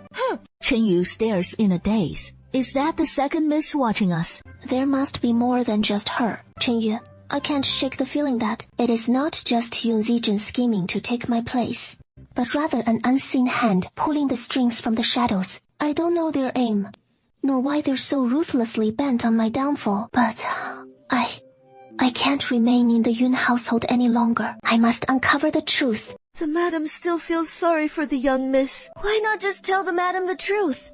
Mother is just a woman too. If there is truly a scheme at play, how could she possibly stand against them? I can't drag Mother into this mess. So what on earth are we going to do? In utter helplessness, Chen Yun burst into uncontrollable sobs once more. Clearly a noble and virtuous widow. The eldest miss suddenly branded a fraud, with not even one soul to stand up for her. Is Xiaosha just going to suffer like this? Chen Yu, stop crying now. So Zirao had long suspected Zijun's true origins, but never dared to speak up about it, planning to uncover proof on her own. But as a fragile woman, where could she even begin to look for evidence? Madame Yun's gaze darkened ever so slightly, and without a word she turned and departed, taking Nanny Zhou with her. As they reached a secluded and deserted garden, Nanny Zhou, tomorrow send a reliable servant to pass a message to my elder sister-in-law from my natal family, saying it has been far too long since I've seen her, and lately I've been mulling over that wedding in the snowy mountains. So invite her to the Yun residence for a little chat. Also, over these next couple of days, keep a sharp eye on Zijun, and let him have a chance to venture to the front courtyard, while keeping those around him under close watch. Don't let a single soul go warning him. No tipping off the young master. Rest assured, madam, this old servant will handle everything properly. Night falls, drawing a veil of darkness. Yun Zirao finished a bowl of bird's nest soup and retired to bed early. Chen Yu wasn't there because Yun Zirao claimed someone was in the room. She couldn't sleep. Yun Zirao fears the dark. So Madame Yun instructed the servants to leave a lamp burning for him. Yun Zirao lay on the bed, a cold glint in his eyes. He rose and draped on his outer robe, then strolled to the rear window and leaped out. At this hour, Tingyu Pavilion still glowed with lantern light. Where is my bird's nest? Shaolu, where is my bird's nest? What about the bird's nest I take every night before bed? Second, miss, this servant just checked with the kitchen. They say the household supply of bird's nests is limited. The eldest miss hasn't been well lately, so madam's giving all the bird's nests and tonics to her. You out now? Yun Zijun's face paled. Go farther away. Leave me alone, just for a moment. Yes, Keaolu curtsied and withdrew. Turning to leave the room, Yun Zirao stood behind the great tree, watching Keaolu impassively as she exited the courtyard. Whenever Yun Zijun's mood soured, she'd send Keaolu away and Yun Zirao would silently take a seat by the door, eavesdropping on the sounds within. Yun Zijun snatched the teacup from the table and hurled it. That damned wretch! I'm the pampered young lady here. Why steal what is rightfully mine? You filthy slut. Why don't you just drop dead? Why won't you just die? Yun Zirao pushed the door open and stormed in. It is not like I told you to leave. He stared in disbelief at Yun Zirao, bursting through the door. What are you doing here? Can't keep up the act anymore. Yun Zirao was just pretending all along. You thought playing the weak and innocent card in front of mother would make her pity you again and secure your place in the Yun family in your dreams. Who do you think covets the title of the Yun family's noble daughter? What did you say? I came here tonight, just to let you know. The days ahead are long indeed, and if you can't hold up the pretense now, in the future, pretending to lose will make you look utterly pathetic. Yunzi, I am the true daughter of the Yun family. You little schemer. Sooner or later, you'll be swept out the door in disgrace. Just you wait. I'll make sure you die a miserable death. Yun Ziran, I raised my hand and slapped him across the face. Yun Zira, what the hell are you doing? How dare you? Yun Zirao's gaze was fierce and unyielding as she grabbed him by the hair. Her movements swift and merciless, slamming him onto the bed. She clamped her hand around Yun Ziran's throat, then unleashed a barrage of left and right slaps across his face. In no time, Yun Ziran's face had swollen up like a pig's head. The weak and useless Yun Ziran of before is dead, perished under your venomous schemes. The Yun Ziran who emerged from the laundry bureau is a harbinger of doom you can never afford to provoke again. Your nightmare has arrived. Be prepared. With that, she raised her hand and delivered one final vicious slap. Then she turned and walked away. Yun Zijun clutched her neck. Someone! Someone! Help!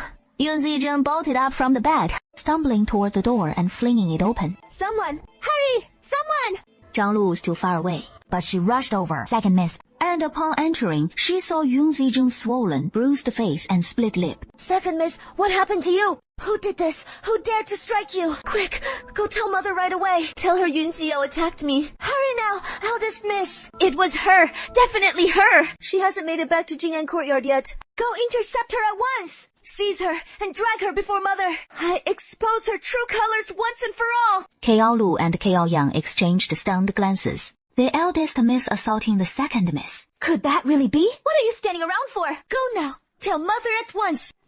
Second, miss, please calm down. This servant will go right away. Madame Yun, still awake, heard the fierce argument echoing from outside. Nurse Zhou, what is this about, madam?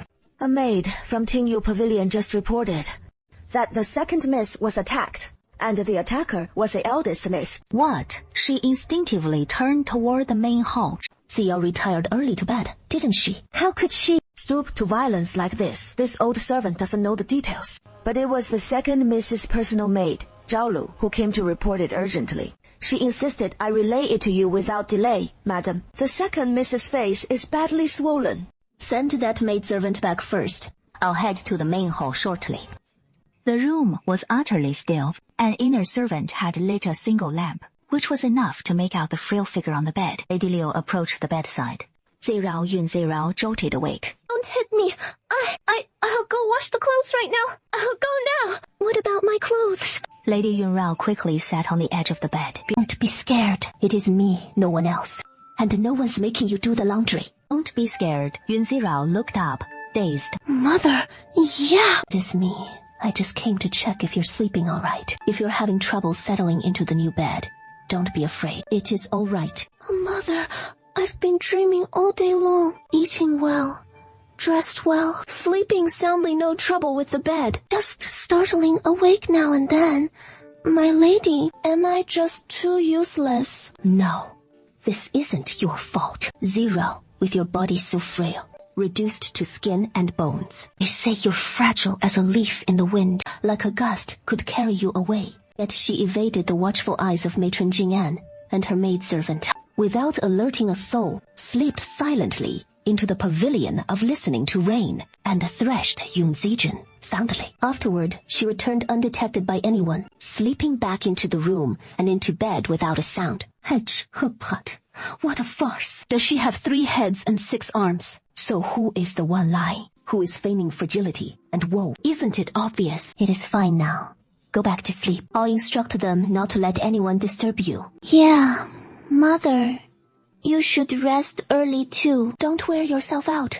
Madame Yuan nodded, then rose and LED Granny Zhou away. Yun Zijun, aren't you good at putting on a show? I'm really looking forward to your next act. Madame Yun LED Granny Zhou out of Jing'an courtyard. So naturally, she hadn't left the room just now. Though there were fewer maids on duty at night. But the eldest young miss is frail, and even walking slowly from Jing'an courtyard to Tianyu Pavilion would take at least the time to brew a cup of tea. It is impossible for no one to notice over that long. Moreover, judging from the tone of Zhao Lu's report just now, it must be that the eldest young miss had just struck the second young miss, and she hurried over to tattle.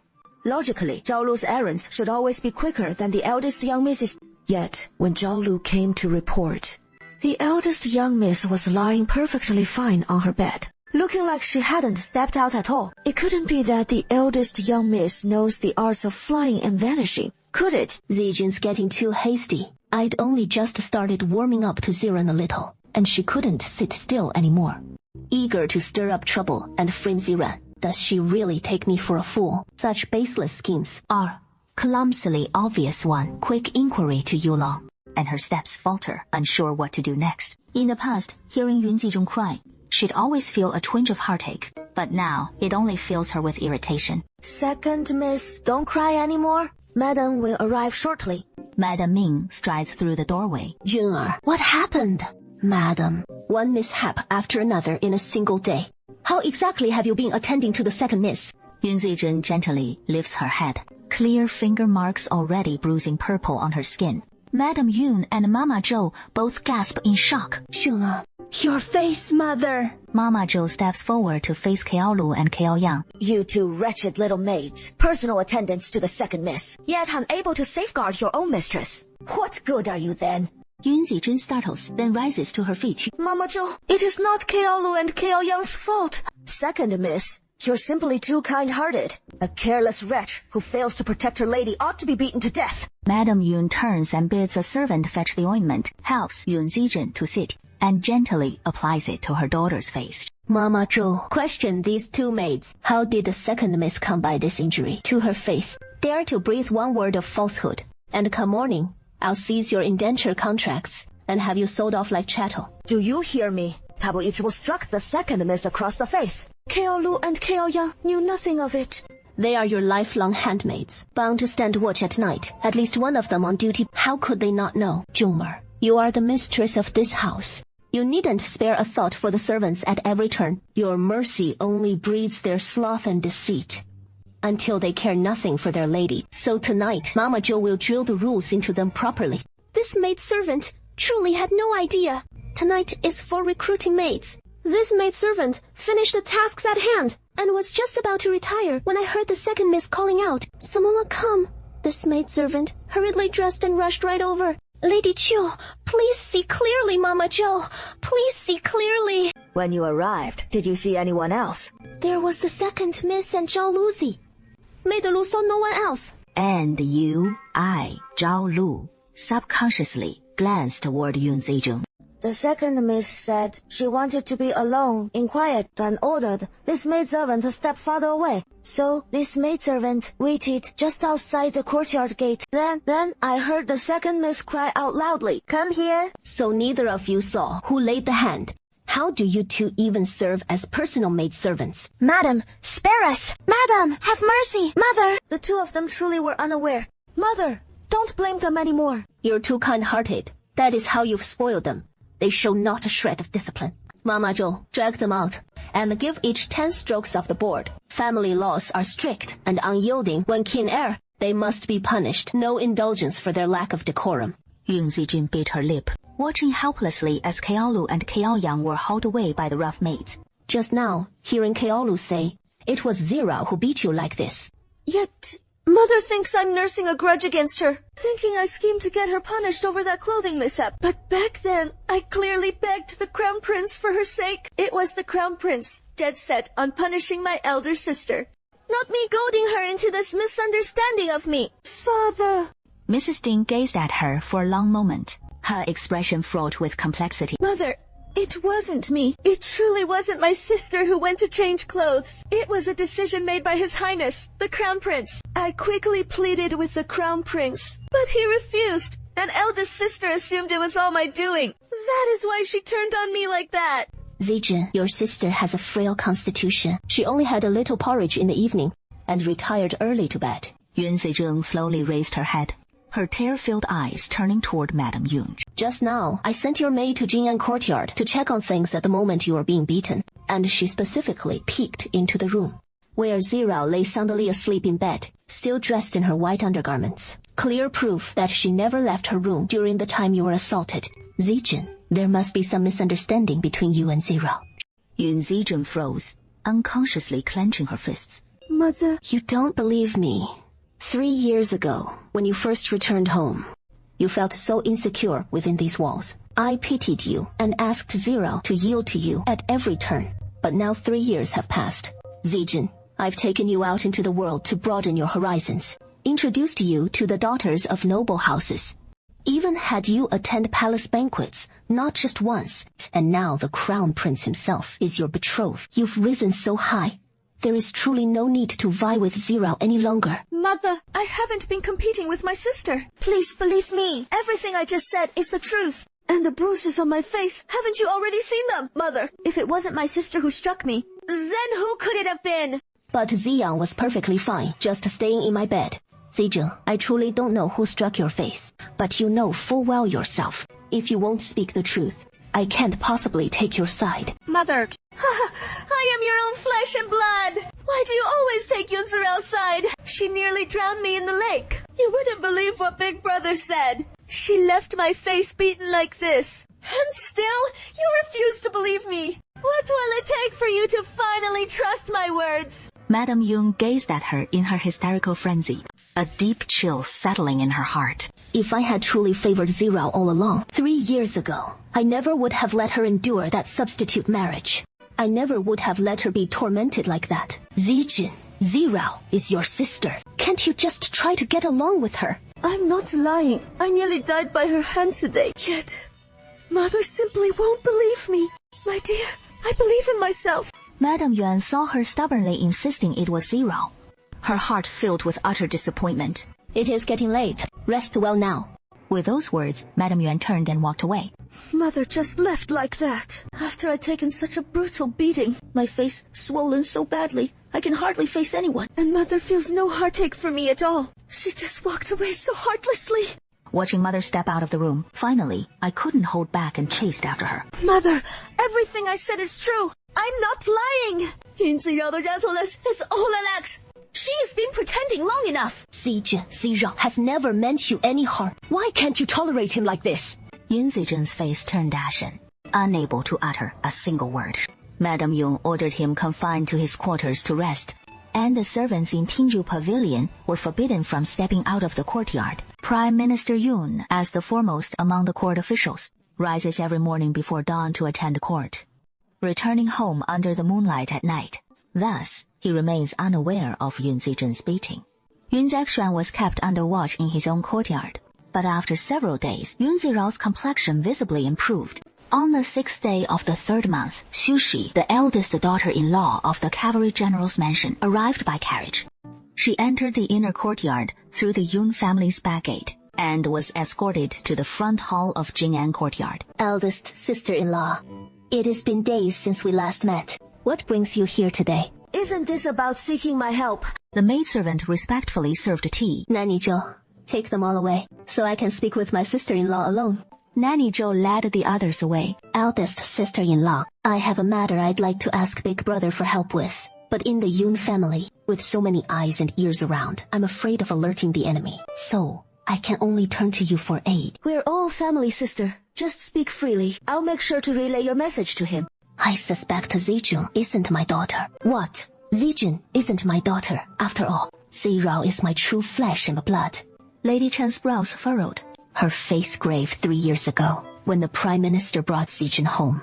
He only said that Zijun had been taken away by the midwife all those years ago, to let her own daughter stay in the Yun household and live in luxury. Yet even now, I have no idea what really happened when that midwife took the child away. With all those spies in the Yun household, how could a single midwife pull it off without anyone noticing, sleeping away with the Yun family's precious daughter, in complete silence? And the mark that supposedly proves Zijun's identity, a red birthmark on the sole of her foot. Where is that midwife now? The Prime Minister's answers to me were evasive at best. And when I pressed Zijun about her adoptive parents, her responses were just as guarded. I can't help but wonder if there is some conspiracy at play here. Back when Zijun returned to the estate, we all sensed something was off. After all, Xiao looks just like you. Not like some switched at birth child. When Mother first pointed it out to you, you brushed it off, saying it was only natural since Xiao grew up by your side. And of course, she'd resemble you. Plus, with Prime Minister Yun's lofty position and immense power, there'd be no motive for him to deliberately botch his own bloodline. So, we let it go without further question. 3 years ago, I was too naive and easily believed his words, so much so that Zirao endured 3 years of needless suffering. But now, I want to uncover the truth and deliver justice for Zirao. If Zirao truly is his daughter, then who exactly is Zaizhang? Lately, the borders have been peaceful, with the war king and the generals all in the capital. Once I return, I'll have him investigate discreetly to see if there is more to this than meets the eye. But in the meantime, don't alter your attitude towards Zijun too, noticeably. And whatever you do, don't confront the Prime Minister. We mustn't beat the grass and startle the snake. Then, I'll rely on you, sister-in-law. What need is there for such talk between us? It is just that until the truth is clear. Shouldn't we give Zejun's marriage some serious thought? The role of crown princess belongs to the legitimate daughter of the Yun family, and if Zejun is an impostor, she has no right to marry the crown prince. That is beside the point. The day before yesterday, the war king came to propose. Ziran has already consented to become his wife, freeing her from any future ties to the crown prince. He can wed whomever he chooses. The war king? Yeah, though I can't fathom why King Zhao would propose. He is undoubtedly a far better match for Ziran than the crown prince. Madam Chen didn't linger long, and soon rose to her feet. Then, I'll take my leave. Madam Yuan escorted her to the door. As for Shui Shang's marriage... Yes, please keep a close eye on it, sister. Rest assured, sister-in-law, Shui Shang is still so young. I'll ensure she weds a fine young gentleman from a noble house with impeccable character. After thanking her profusely, Madam Chen bade farewell and departed. Madam Yun watched her go, before finally turning toward the Jing'an courtyard. Ah, madam, the housekeeper is hurrying along the long corridor. The palace has sent 2 invitation cards, inviting the 2 young ladies to enter the palace the day after tomorrow for the flower viewing banquet. I understand. Entering the Jing'an courtyard, Rao Zheng is sitting in the courtyard, basking in the sun. You look quite spirited today. Why aren't you resting in your room? My daughter wants to soak up more sunlight. The Empress has sent an invitation card by messenger, saying there will be a flower viewing banquet in the palace the day after tomorrow, and inviting you and Zijun to attend together. Your health hasn't been good lately. Shall I decline on your behalf to the Empress? The Empress's invitation to enter the palace for the flower viewing banquet. Yun Zirao narrows her eyes slightly. They call it an invitation, but it is really just a summons. If we don't go, won't the Empress think the Yun family is disregarding her? Given your frail health, the Empress should understand that. Mother, I'm perfectly fine. It is just that the Empress is suddenly hosting this flower viewing banquet, which might have something to do with the crown prince. That is exactly what I thought, which is why I don't want you to go. The crown prince probably doesn't want Zirao to marry the war king, so he has persuaded the empress to host this flower viewing banquet. Mother, don't worry. Won't my sister be there with me? I'll go with her. It should be fine. It is precisely because she is there that I'm even more worried. Why? Do you still need to hide it from me? Ever since Zijun came back, she has been unkind to you. Why haven't you told me until now? Yun Zirao slowly lowered her gaze, falling silent. Tell her, do I even dare complain? Even if I did complain, would Lady Yun believe me? Even if Lady Yun truly believed it, could the two of us, mother and daughter, stand against the Crown Prince and Prime Minister Yun? Impossible. Now, 3 years on, this is the perfect time to uncover the truth. Mother, Zijun endured 14 years of suffering out there, and after father brought her home, she only knew 3 years of comfort, while I savored 14 years of a bliss that wasn't mine. And now that fate has turned, I've only borne 3 years of hardship. Of course, compared to my sister, I'm the lucky one. It is only natural she'd harbor some resentment, and I don't blame her for it. You foolish girl. I've long suspected something was off about Zijun's origins. Why didn't you let slip even a hint? If I'd only known the truth sooner, even if it cost me my very life, I never would have consented to the Crown Prince sending you to the laundry bureau. You've only just returned from the laundry bureau, and you hardly have any new garments to your name. The ones from 3 years ago, all worn thin. I'll send someone to the shop at once to get you a few. To the shop. Tomorrow, I'll have a tailor come measure you for some lovely new outfits. And we ought to pick out some hairpins and jewelry too. That way, when you attend the banquet, you won't go without a proper hairpin in your hair. Mother, what is wrong with me? New clothes or not? It doesn't matter to me. I just want Lu Yan to come back. Lu Yan was Zirao's personal maid in the past, just like Chen Yu. Madam, Nanny Zhang hurried in. The second miss skipped breakfast today, and lunch as well.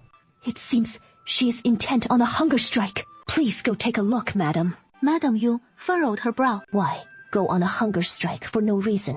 Mother, let me go talk to her. The second miss must have seen me return to the Yun household, fearing I'll reclaim my former status and privileges.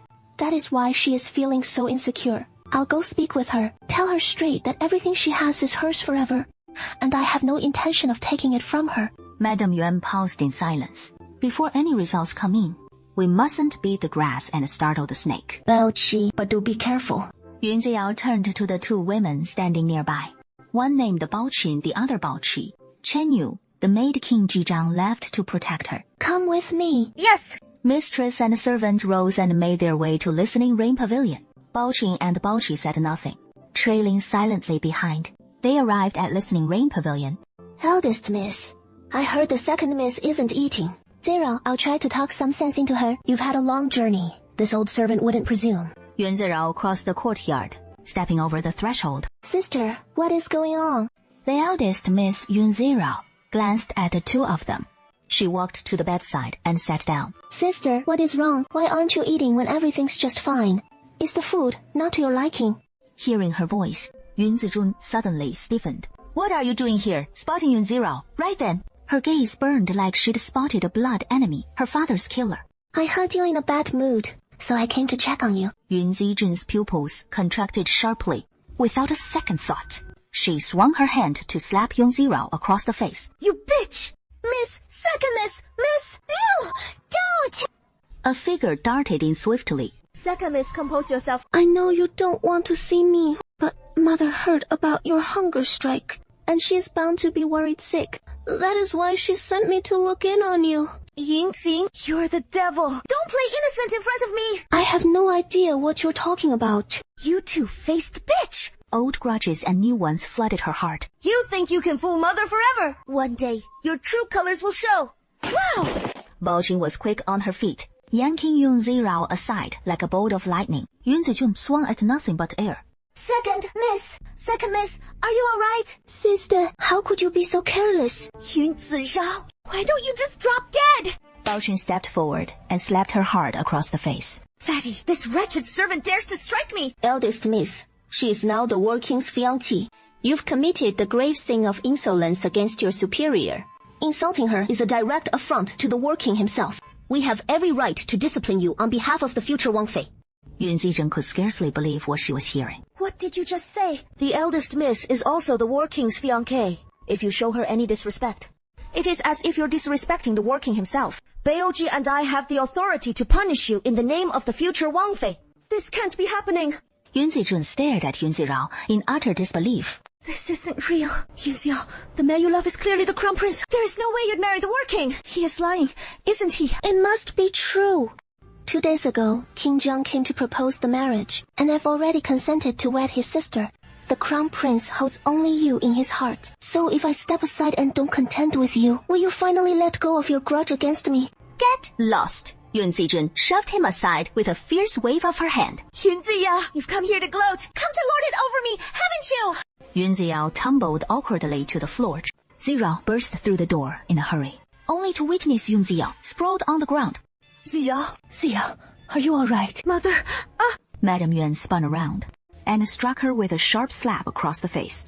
Yun Zijun, you've disappointed me beyond measure. Mother, my sister didn't mean to. Mother, please don't strike her.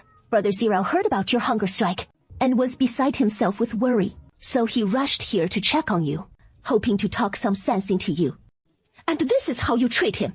Yun Zirao is just putting on an act. Her heart is vicious, hypocritical, and selfish. She's not here to console me at all. She is just here to watch me make a fool of myself. Yeah, shut your mouth. Look at you now, in this frenzied state. Where is even a trace of the poise and elegance befitting a noble lady of the Prime Minister's residence? Little sister, you've really misunderstood me. Empress Xinri has sent someone with 2 invitations, inviting us to the palace flower viewing banquet. That is why I came to tell you about it. Eat well. Rest up. The day after tomorrow, we'll head to the palace together, all right? I don't think she needs to go to the palace at all. She should stay home and reflect properly. The Empress's flower viewing banquet. She must attend it. She needs to see the crown prince, see the empress, and meet father too. She must leave the rain listening pavilion. Mother, it is my fault. I shouldn't have vied for your favor against my sister. It is all my doing. Please forgive me, Mother. You truly regret it. It is my fault. Please don't be mad at me, Mother. Very well then. Can you tell me, who exactly hit you 2 days ago? Of course, it was that wench Zirao. But as the words reached her lips, she suddenly locked eyes with Yun Zirao's gaze full of sarcasm. Bian Zijun quickly realized that even if he spoke the truth, no one would believe it was him doing it to himself. I just wanted Mother to pay more attention to me. I was so jealous that my sister could sleep in Mother's room. So in a moment of impulse, I did something irrational. Yun Zirao's lips curled slightly upon hearing his sincere apology, the corners of her mouth hooking up. Have a good rest tomorrow. The day after tomorrow, you'll enter the palace with Xiao to attend the Empress's flower viewing banquet. Let's step out for now. Wish Zijun a good rest. Lin Zirao nods. Mrs. Wei Yun, arm in arm, steps out of the room. In that instant, fury surges in Yun Zijun's heart. Yun Ziyao is nothing like she used to be. She is become so cunning and insidious, with a propensity for violence. Nothing like that frail, easily bullied Yun Ziyao from before. What is really going on here? Yun Zijun sits uneasily on the edge of the bed. Yun Ziyao endured torment in the bridal chamber for 3 days after the wedding, barely getting enough to eat. Her body already frail and emaciated. How could she possess such strength? Day after day of abuse. She should be like a bird startled by a bowstring, timid and fearful. How could she harbor such profound schemes? No, I can't let Yun Ziyao keep living like this. She'll ruin everything I've planned. The palace's flower viewing banquet, the day after tomorrow. I need to find a way to make Yun Ziyao vanish. No, that is not feasible. Making her disappear outright is unlikely. As the adopted daughter of Lord Shao, I can humiliate and mock her all I want. But she can't just mysteriously drop dead, especially not in the palace. But with Shan Wang coming to propose, Yun Ziyao dreams of marrying Zhang Wang and becoming his Wangfei. In your dreams, Yun Ziyao will never marry Zhang Wang. She can only become a concubine to the crown prince, doomed to bow and scrape on the ground her whole life. Don't even dream of rising above me. So, making her lose her virginity to the crown prince is the best option. Returned to the crown prince's mansion 3 days ago. Just thinking of that moment when Yun Ziro agreed to marry the king of war. He was so furious he wished he could send her back to the laundry bureau. Mo Jingling said nothing, staring silently out the window. Fine. After all, a girl needs a little coaxing.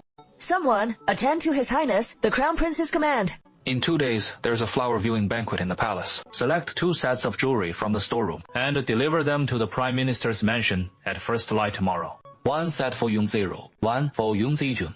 The styles may differ, but their values should be comparable. No need to show favoritism. I only hope she'll be more pliant from now on, and obediently break off her engagement to the King of War. The next morning at dawn, the Crown Prince's female attendant arrived at the Prime Minister's mansion with 4 maids. Lady Ming personally came out to greet them.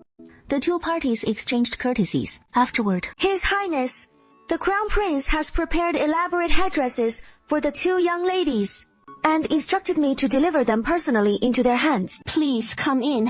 Once inside the hall, Lady Yun sent for the 2 young misses. Yun Ziru and Yun Zijun encountered each other outside the main hall of the courtyard. Sister, Yun Zijun's gaze darkened with shadow. Sister, You don't look too pleased, little sister. Mother said the Crown Prince sent someone with 2 sets of headdresses for us to choose from. You should pick first, sister. My jewelry box is already overflowing. I don't need 1, or rather, 1 set. But your clothes and jewels are all outdated styles from 3 years ago. Tomorrow we enter the palace. If you don't have proper attire and accessories, it might bring shame to the family's face. A headdress alone won't suffice. Why not come to my room later and select something from my wardrobe? Let's see if there are any suitable garments for you, sister. If you like them, I'll give you a set. Yun Zirao raises an eyebrow, about to politely refuse. No need for that. Both of them freeze in surprise.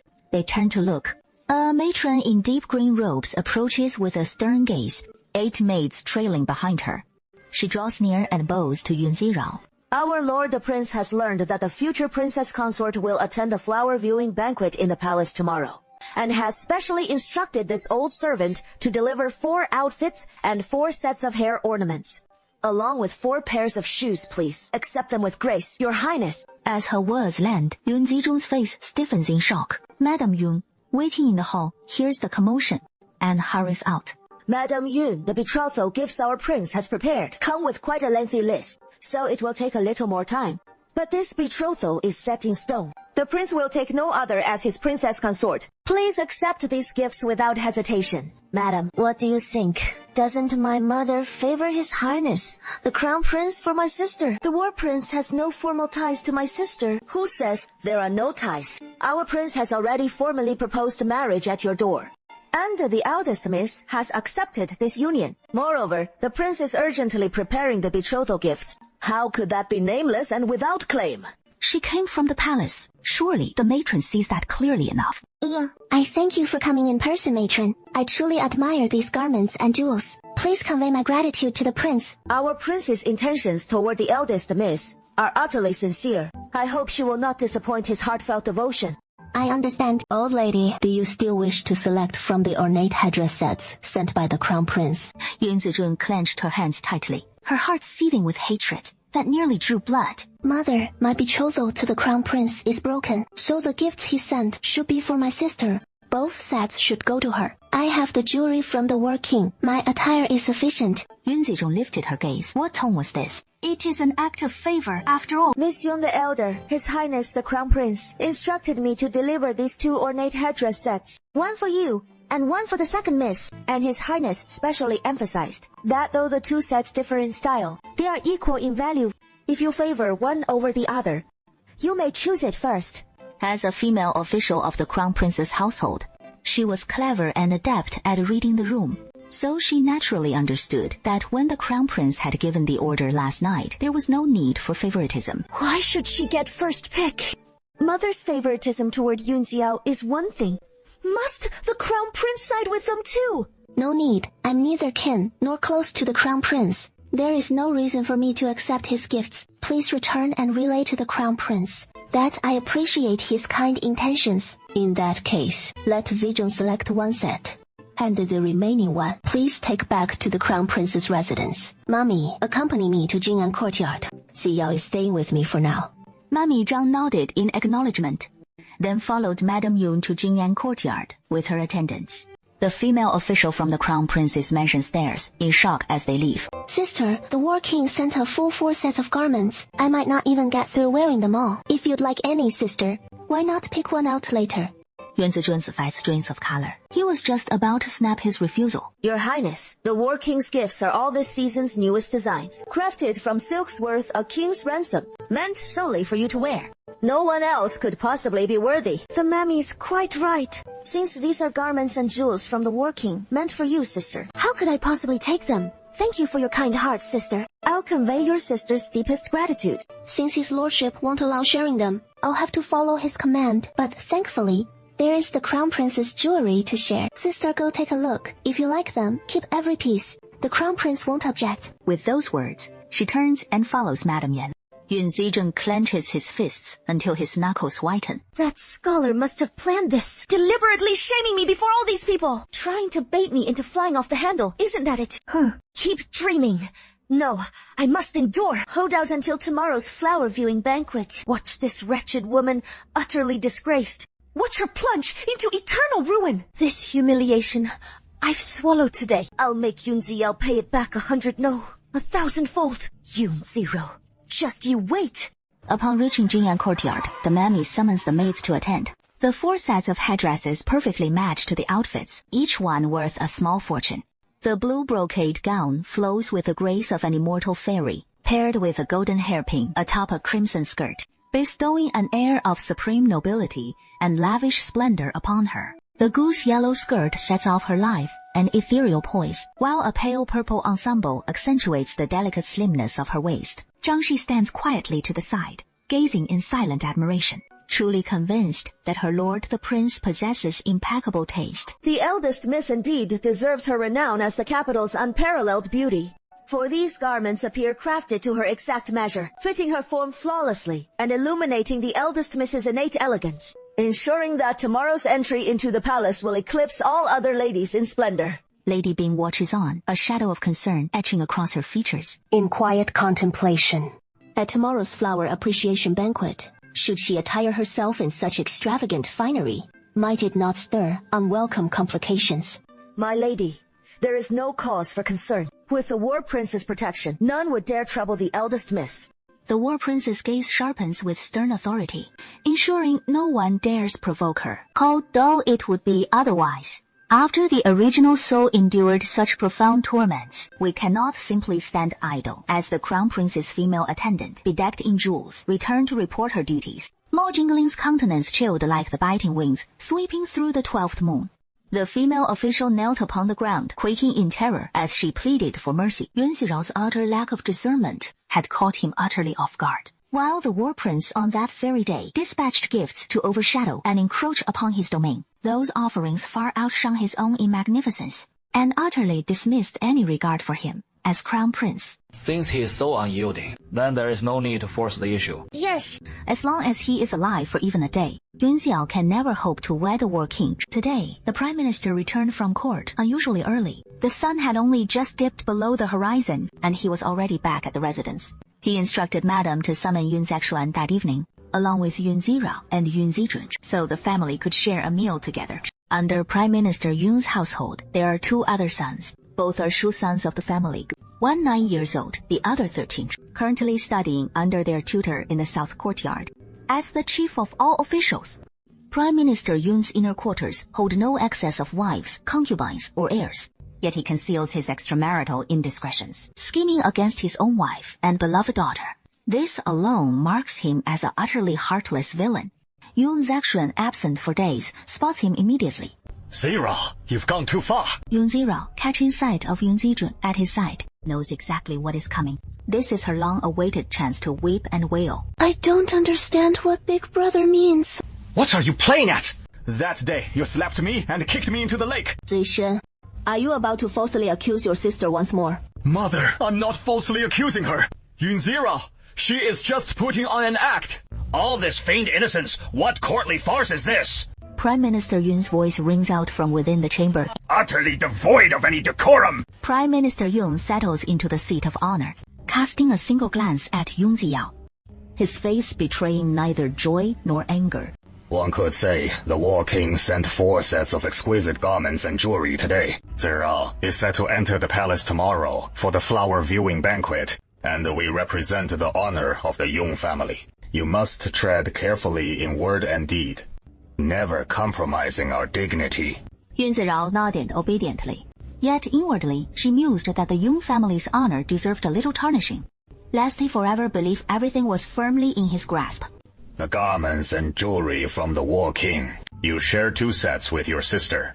You sisters must stand united, harboring no rift between you. But my lord, there is something you don't know. When the War King's stewardess delivered the garments and jewelry, she made a point to instruct that they were all for Zirao alone, and no one else was fit to wear them. Zirao and Zijin are both our flesh and blood sisters. Why draw lines between us? The Prime Minister's intent is for Zirao and Zijin to wed into the War King's mansion together, sharing one husband. Those sisters, the man they marry in the future won't be the same. So how can there be no distinction between us? Besides, the War King has given his orders. We need only obey. Why squabble over mere garments and jewels, and risk enraging the War King? Zijin told me she's truly your own flesh and blood. Yun Ziyao lowered his gaze in quiet despair. Is Zijin my biological daughter? Does it have anything to do with the clothes sent by the War King? Since the mammy from the War King's mansion said so, we should just comply. Why risk offending the War King over a single piece of clothing? It proves that Zijin really wore the clothes sent by the War King, adorned with the jewelry he gave her, into the palace, and was recognized by the War King. Who bears the responsibility for this? If the War King seeks to punish someone, who should it be? Has your Prime Minister's residence sunk so low that you're scheming to take other people's clothes? Prime Minister Yun's face paled, and he was instantly speechless. Father, I didn't mean to take the clothes. Zijin is the Crown Prince's fiancé, and Zia was meant to marry the Crown Prince too. Yet the War King suddenly swooped in and stole her away. What is the meaning of this? Zijin, have you been meeting the War King in secret? Qin Zishuan, shut your mouth. Mother, it is not that I'm doubting Zijin, but the War King coming to propose marriage like this is just too suspicious. I can't help but have my doubts.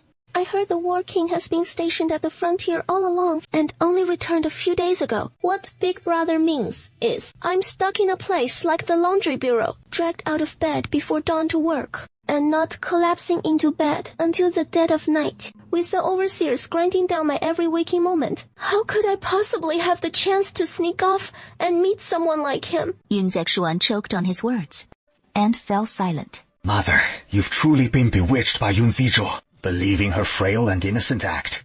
Is just that a poor, wronged little thing? In truth, she is nothing but a scheming, wicked harpy. Lao Xue, your sister spent 3 years in the laundry quarters. Where would she even get a chance? After all, a woman's reputation in our family matters more than her life. What a nonsense you're spouting. Yun Zexuan clearly understood this too. Realizing he was in the wrong, he lowered his gaze and fell silent, the meal drawing to a close with everyone harboring their own schemes. Prime Minister Yun had many loose ends to tie up from the day's affairs, so he headed straight to the study. Yun Zexuan stepped out of the room, watching as his mother prepared to escort Yun Zirao back to Jing'an courtyard. Mother, Lady Yun turned her head and regarded him with an impassive stare. Xing'er has always been frail, and over these past 2 years, she has grown accustomed to an array of tonics, finally nursing her health back to some semblance of strength, only for her supply of tonics to be abruptly cut off these last 2 days. I only hope Mother will treat both daughters with fairness. Big Brother, sister isn't well. She needs the tonics far more than I do. Her frailty isn't something you caused, and besides, who knows if she is even faking it? Lady Yun fixed Yun Zexuan with a silent glare. Mother needn't heed Big Brother's words. I won't vie with sister over these mere tonics. Zexuan, HMH, though the extent of your inside knowledge does surprise me, I must still remind you that for now, it isn't your place to lord over this household. Mother, that is not what I meant. First, Zijin's condition has greatly improved. He no longer needs any tonics. Second, Zirao's health is frail, so Zirao needs those tonics even more. Third, as the matriarch of the Yun household, I don't need my own son teaching me how to run things. Fourth, our household supply of tonics is limited. If you truly care about Zijin, you can always subsidize him from your own pocket. I would never presume to interfere with Mother. No, I don't need to. My monthly allowance is already so meager. Even buying the occasional ink, brushes, or books leaves me strapped for cash, let alone affording tonics. Are you accusing your legitimate mother of being too harsh on you? This son wouldn't dare. I absolutely meant no such thing. I wouldn't dare. I see your wings have grown stiff lately. My words as your mother no longer hold sway over you. You listen if you want to. If not, you'll just pay lip service while scheming behind my back. I'm afraid that won't last long. Soon enough, you'll be outright defying your mother, won't you? Eldest brother has no intention of defying mother. I beg you to quell your anger. This son has endured your displeasure. Please, mother, punish me as you see fit. Return to your own courtyard and kneel there for 2 hours. Copy the classic of filial piety 20 times. And you're confined to quarters for half a month without my express permission. You are not to set foot outside, not even half a step. Yes, this son will strictly obey mother's command. In addition, that maid named Luo Yan in your courtyard used to be Miss Zirao's personal attendant. So return her to Miss Zirao shortly. This is Mother's command. I want to go see Luo Yan first, with Nanny Zhou accompanying you. Very well. Yun Zirao and Nanny Zhou arrived together at Maxiang Pavilion, where the maids sweeping the courtyard about in greeting one after another. Where is Lu Yan? The maids' expressions shifted uneasily at once, as Miss Zirao and Yun Zexuan stepped up to confront Yun Ziao. Luo Yan hasn't been well lately, so let her stay a few more days in Maxiang Pavilion before she returns. I'll take good care of her. Big brother, Mother punished you to kneel for 2 hours, didn't she? And you're supposed to copy the classic of filial piety 20 times. So where do you even find the time to look after Luo Yan? Is my big brother really so bold as to defy Mother's orders? The eldest young master swiftly seized his wrist. What are you doing? Yun Zirao recoiled a step, a triumphant smirk curling at the corners of his mouth. You're as good as dead. You despicable cur! As expected, eldest young master. What on earth are you scheming? The madam's words. You've let them all blow right past your ears. Yun Zexuan fixed Yun Ziao with a venomous glare. Brother Rao, send for Luo Yan at once. I only want Luo Yan back. Please, eldest young master, hand Luo Yan over. Yun Ziao's face drained of color, and the standoff dragged on for some time. Go and fetch Luo Yan! The maid, uneasy at the command, turned and hurried toward the west wing. Yun Zirao narrowed her eyes suspiciously. She strode after her. What are you up to? I'm just going to check on Luo Yan. Surely Big Brother won't object. Lin Zexuan narrowed his eyes. Luo Yan lay on the bed, her quarters quite decent, clean and orderly, yet Luo Yan's face was deathly pale, lying there on the brink of death. She wore only a thin ritual robe, her exposed neck covered in bruises. The very picture of shattered despair. Mama Zhou, I have some private words. I want to speak with Luo Yan alone. Could you clear the others out? Mama Zhou nodded. Yun Zexuan moved to follow, but hesitated, fearing Luo Yan might let slip something forbidden. Lingering at the side, his gaze icy as he watched Luo Yan. I've come to take you back. Think it over carefully yourself. Before the words even left his mouth, an immense force seized him, leaving him utterly powerless to resist. He curled up on the floor, screaming in agony from the strike to his vitals. Yun Zirao kicked him viciously right in that spot. You filthy scum! You deserve to be castrated and made a palace eunuch! Yun Zexuan's vision blackened from the pain. You venomous shrew! Yun Zirao curved her lips into a smile, lifted her foot onto his vital spot, and ground down mercilessly. I am indeed a venomous woman, but it is a pity no one will believe you. Outside the chamber, Mama Zhou and the household maids. They then hurried back inside. Big brother, what is wrong? Someone, come! Quick, someone come! Mama Zhou glanced at Yun Zexuan, his face twisted in extreme agony. It didn't look like he was faking it. Young lady, what has happened to you? Big brother is suddenly fallen ill. I have no idea what is going on. Hurry and send for a doctor. What if it is some dire illness? We mustn't let it go untreated. The young lady's right. I'll send for the doctor right away, and then inform the madam. 윤子饶反来上门，单于 Yun Ziran is unwell. She is too weak to walk. Carry her back to Jingyan Courtyard first. Yes, young lady, you there. Come support the young master. Hurry and get him back to his room. Once the doctor's here, have him examine him thoroughly. Yes, it is utter chaos in the ink fragrance pavilion. Mama Zhou, go back and report to mother first, just to say Big Brother's suddenly falling ill. We don't know the symptoms yet. We'll find out once the doctor examines him. Please tell mother not to worry for now. Mama Zhou acknowledged the order and departed. Yun Zexuan had already been laid on the bed. Yun Zirao stepped into the inner chamber, meeting Yun Zexuan's eyes filled with torment and burning hatred. Big brother, you absolutely cannot let anything happen to you. You are the Yun family's eldest son. What if you fall gravely ill? How will the Yun family bloodline endure? You're not Yunzi. You! Who the hell are you? I am the earth god of retribution, come from the underworld, here to claim the worthless lives of scum like you. Lin Zexuan glared at him fiercely, as if trying to kill him with his gaze alone. This eldest brother will never be a man again. Just imagine the fallout. Look at how much our eldest brother is suffering. I wonder how severe the wound really is. How about I go speak to father and see if we can summon the imperial physician from the palace? Yun Zirao, you're a venomous shrew. What grudge could I possibly hold against you? Why must you strike with such ruthless cruelty? I've endured 3 years of torment in the laundry bureau, and you're a man. Eldest brother, no reason you can't handle a bit of pain. This is just the appetizer. It was the Crown Prince who sent you to the changing bureau, after all. Rest assured, I won't spare the Crown Prince either for the suffering I've endured these 3 years. I will demand justice. Yun Zexuan closed his eyes softly. What happened to your martial skills? That is for me to know.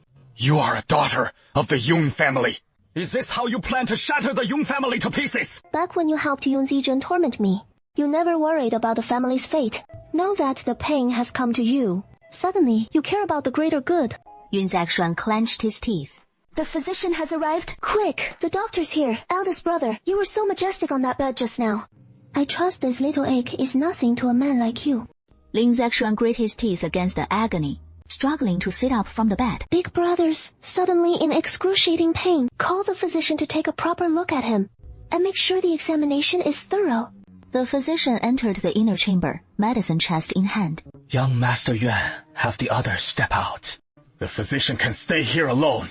Yun Zirao gave a faint smile, then turned and walked away. Yun Zexuan hesitated for a long moment, but in the end submitted meekly, allowing the physician to examine him. Sister, I heard Big Brother isn't feeling well. Yun Zijun hurried in with her maidservant. What has happened? Wasn't he just fine a moment ago? Big Brother was perfectly all right in the front courtyard earlier. So why fall ill the instant he returns? What has sister done to Big Brother this time? Little sister, you're slandering me without a shred of proof. When your big brother, as the eldest son of the Yun clan, a strapping 7-foot man, has squandered all his strength on tormenting women, I say heaven itself will smite such a despicable wretch. Yun Zijun's face grew taut, staring at her in utter disbelief. Sister, what on earth are you saying? Was it you?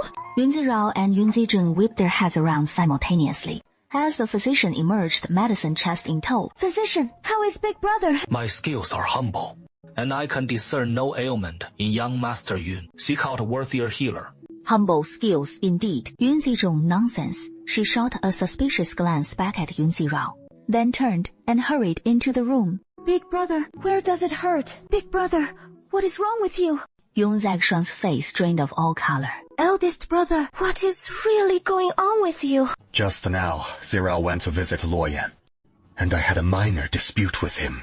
In the heat of the moment, I accidentally struck the corner of the table. Striking the table corner, Yun Zixuan's gaze darkened subtly. Is eldest brother deliberately keeping something from me? Yun Zixuan grew increasingly restless, the physician's earlier words still echoing in his mind. Though I know not whom the eldest young master has offended, the injury is rather grave, and I am powerless to help. Yun Zixuan gently closed his eyes. In his heart, he harbored a venomous hatred for Yun Zirao. Eldest brother, you should head back first. I'll just rest a bit, and I'll be fine. Yun Zijun clutched her handkerchief tightly, wondering if eldest brother was shielding Yun Zirao. Yun Zirao, unconcerned with the matter at Moxiang Pavilion, had already returned to Jing'an Courtyard by now. What illness has befallen him? Yun Zirao sat down beside her. The physician said his skills were inadequate and suggested seeking a more skilled healer. What does that mean? My sister went to Moxiang Pavilion to keep eldest brother company in conversation, so I came back ahead of time. Could it be he is trying to dodge the punishment I imposed on him? By feigning illness, Yun Zirao offered no denial. Mother, I'll go check on Luoyan. Luoyan suffered greatly while attending your eldest brother, and that is my failing as well. I failed to watch over him properly on your behalf. From now on, you need only make amends to him. Whatever he requires, just speak to Mama Zhou. Yun Zirao thanked her obediently with a soft word, then rose and headed toward the side chamber where Luo Yan resided. Chen Yu is keeping him company. The young lady has returned from the laundry quarters, and no one will bully us ever again. From now on. Fan Guanxi and Luo Yan lie quietly on the bed, their eyes fixed on the ceiling, not knowing what is swirling in my mind. Chen Yu. Yun Zirao entered from outside. Approaching the bed, Luo Yan, how are you? The silent Luo Yan suddenly sits up from the bed. Yun Zirao sits on the bed's edge, smiling faintly at her. What is with that look? Young miss! Luo Yan suddenly bursts into wrenching sobs. I didn't want to go on living anymore. But today, seeing the young lady... Yun Zirao chuckles softly, then turns to Chen Yu with a meaningful glance. And Chen Yu bows his head and withdraws. It seems you quite approve of how I avenged you.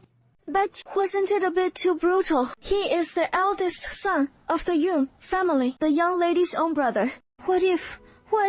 There is no what if. The Yun family's heirs aren't just him alone. What if the Prime Minister finds out? If he truly casts aside his own face and dignity, and chooses to spread this shame for all to know, then I wouldn't hesitate to silence him forever. No need to worry. Yun Zixuan knows this better than anyone in his heart. Yet Yun Zirao harbors such resentment toward him. There must be deep hatred in his heart. The matter of Yun Zixuan's injuries ultimately remains hushed. The next morning, Yun Zilao rose early to wash and dress with care, slipping into that exquisite blue brocade gown and settling before her vanity. Miss, you look utterly breathtaking, and once you're in the palace today, you'll eclipse every other lady there. Yun Zilao smiled softly, but said nothing as she stepped out of Jingyan courtyard. She ran into her meticulously adorned younger sister, Yun Zizhen. Yun Zizhen was clad today in a flowing purple gown, adorned with an array of elaborate hairpins. And upon spotting Yun Zilao's brocade gown shimmering radiantly in the sunlight, a glint of envy flickered in Yun Zizhen's eyes. Sister, the gown suits you so well. It practically glows in the sunlight, and it is clear at a glance how priceless it is. A gift from the War King. Doesn't she know it is from the War King? What an act. Yun Zizhen forced a smile of her own and walked alongside her toward the gate.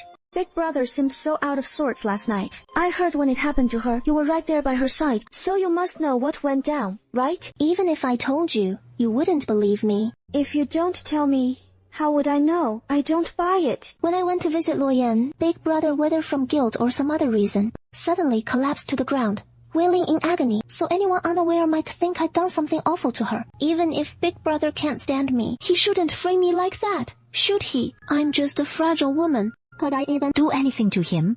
Yun Zizhen gritted her teeth. A delicate lady. Which delicate lady would kick someone off the bed so mercilessly? Which delicate lady would slap Big brother across the face herself and then stomp right on his chest? Sigh. I knew my little sister wouldn't buy it. But whatever. I wasn't banking on you believing me anyway. Chen Yu quietly trailed at Yun Zirao's side, with belching and belchy shadowing me right behind the mistress and her servant, who were in fact elite hidden guards rigorously trained. Whatever Yun Ziyao schemed could fool anyone else, but not the sharp eyes of those two. We soon arrived just outside the gates of the Prime Minister's mansion, where a lavish, spacious carriage approached from afar. A grand escort of guards followed in its wake, and the carriage halted right outside the gates. Get in the carriage. Yun Jun's face broke into a smile as she hurried forward first, boarding with the maid's assistance. Yunzi, however, lingered on the stone steps before the pavilion, waiting her turn. Mo Jinglin noticed she hadn't budged. Yunzi, board the carriage. As Yun Zizhen stepped into the carriage compartment, her expression darkened. Men and women shouldn't get too close. No.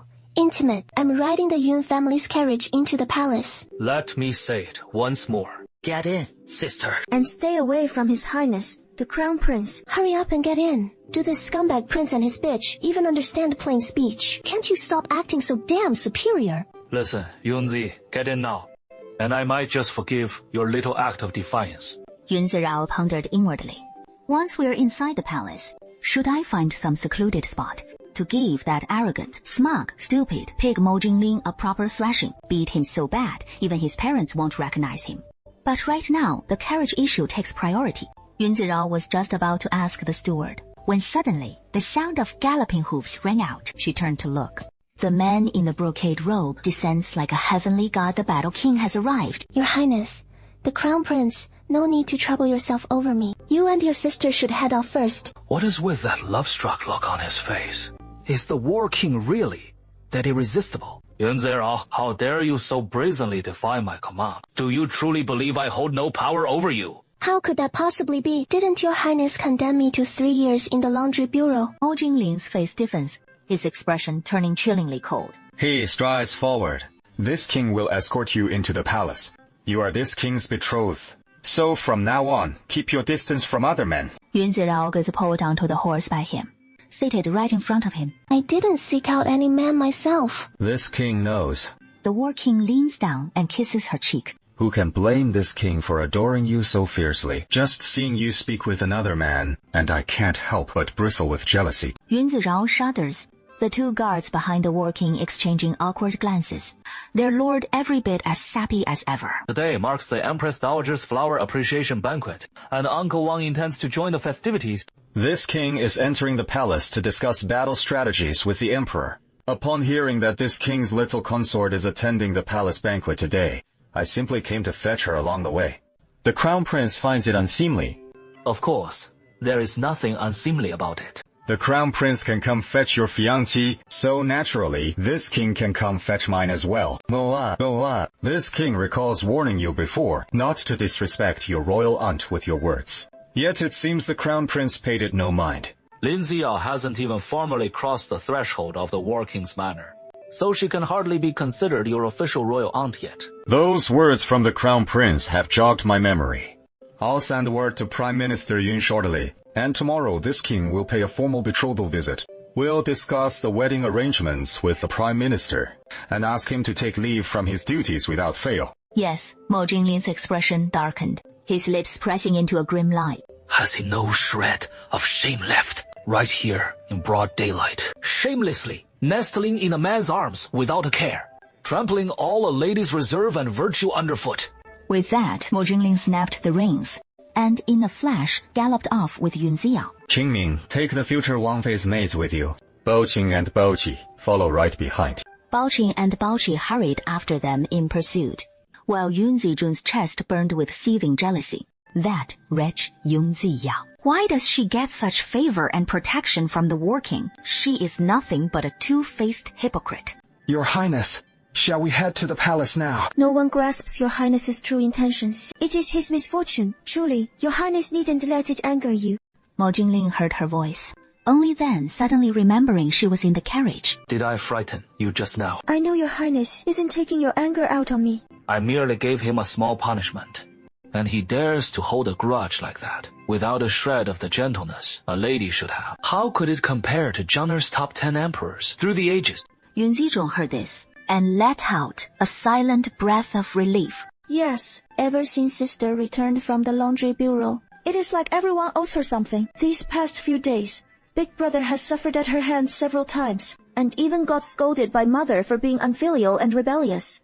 That's serious? Yeah. I think sister's acting really strange. She is just a frail woman, whose shoulders can't carry a load, whose hands can't lift a thing, and she is only an adopted daughter in the Yun family. What trouble could she possibly stir up? The very first day she came back, she shoved both Big Brother and me into the lake, and slapped him across the face several times. And what is more, she seems to have trained in martial arts. Her strength is unbelievable. Zeijin, I will never let Yun Zirao become the crown princess. Yun Zijun froze, looking up at him in confusion. The one your highness doesn't like is her, and the only one who will become crown princess is you. So there is no need to make Yun Ziyao's words sound so exaggerated. Your Highness, the crown prince doesn't believe me. Mo Jingling heard this and felt an inexplicable surge of irritation.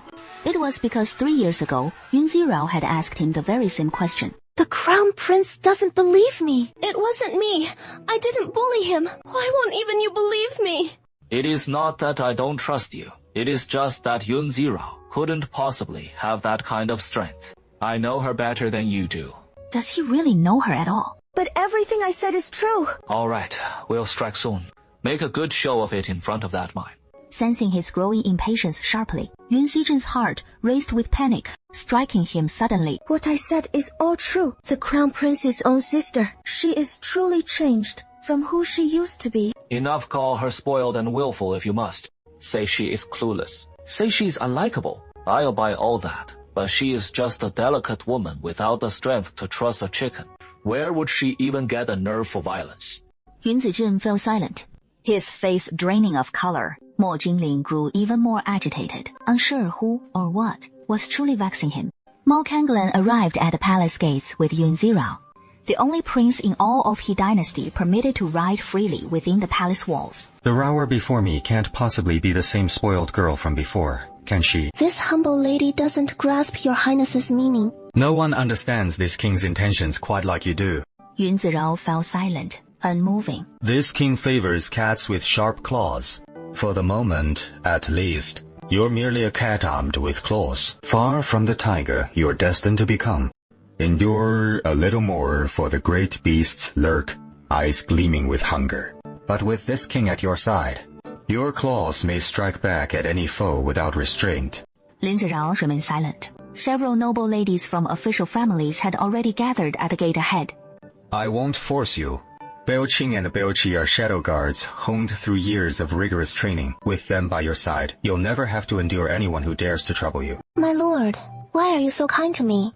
I'm a shallow man after all. Lin Zirao, you're simply stunning. Calling you the foremost beauty of the imperial city wouldn't be an exaggeration at all. Does a man need a reason to be drawn to beauty? Lin Zirao knew these weren't his true words. Mo Kanglan reined in his horse and leaped down, cradling her in his arms. Go on in by yourself. Baoqing and Baoqi will follow close behind you. You needn't worry. No one will harm you. Thank you, my lord. You're still just a young girl. So don't hold yourself to such high standards. Mo Kanglan swung back onto his horse and turned to depart. Baoqing and Baoqi. Xiao Cheng was swift by now. He'd caught up to Yun Zirao. At the palace gates, a matron and palace maids stood watch, guiding today's noble ladies toward the imperial garden where the banquet was held. The garden bloomed with 100 flowers, and the noble ladies in their vibrant skirts had already taken notice of Lin Zirao. Her entrance immediately drew the eyes of every woman present. Who is this woman? A lowly servant girl from the laundry bureau, who somehow gets to attend the queen's flower viewing banquet. Yun Ziyao looked up, turning toward the source of the voice. She spotted a woman clad in a deep green double-breasted feather gauze gown. Qing Zirao originally had no intention of getting into a conflict, but since Mo Kanglan started throwing accusations without holding back, she naturally wouldn't hold back either. A sharp, resounding slap echoed through the air, stunning the onlookers into silence. What do you think you're doing? How dare you? Who are you to lay a hand on the illustrious Fanhua, county princess? This audacity is utterly outrageous. The stunning beauty who had been struck was none other than county princess Fanhua. You lowly maidservant! How dare you strike me! A county princess holds such exalted status. A mere servant like me has no right to discipline her. But today, under orders from the War King's mansion to safeguard Miss Yun, if anyone dares to disrespect her, then I must take this offense upon myself. Nonsense! The imperial uncle and Yun Xiao share no blood ties or close bonds. Why would he send anyone to protect a filthy laundry maid like her? You wretched servant are spouting utter lies. Guards, drag her away! The two maidservants at her side, hearing this, prepared to lay into her with clubs. But I am a guard of the War King's mansion. Let's see who dares to make a move. The women in the corridor crowded closer, each one eyeing the scene with suspicion. She brandished the command token in her hand. A guard of the War King's mansion. Since when do they have women in their ranks? Regardless of your so-called status, striking this county princess is an act of gross insubordination. It warrants 1,000 deaths. Guards, seize them and drag them away. Please, county princess, calm your anger. One of the onlookers hurried forward to speak. She truly is a guard from the War King's mansion. Even if you're a guard from the War King's mansion, that gives you no right to strike me. It was the county princess who spoke rudely first. And I washed clothes in the washing bureau for 3 whole years. This county princess was just cursing a filthy laundry spot. So how could that be wrong? What is going on? What happened? All of you come over and explain. Back then, Yun Jia was utterly shameless, clinging to the crown prince day after day.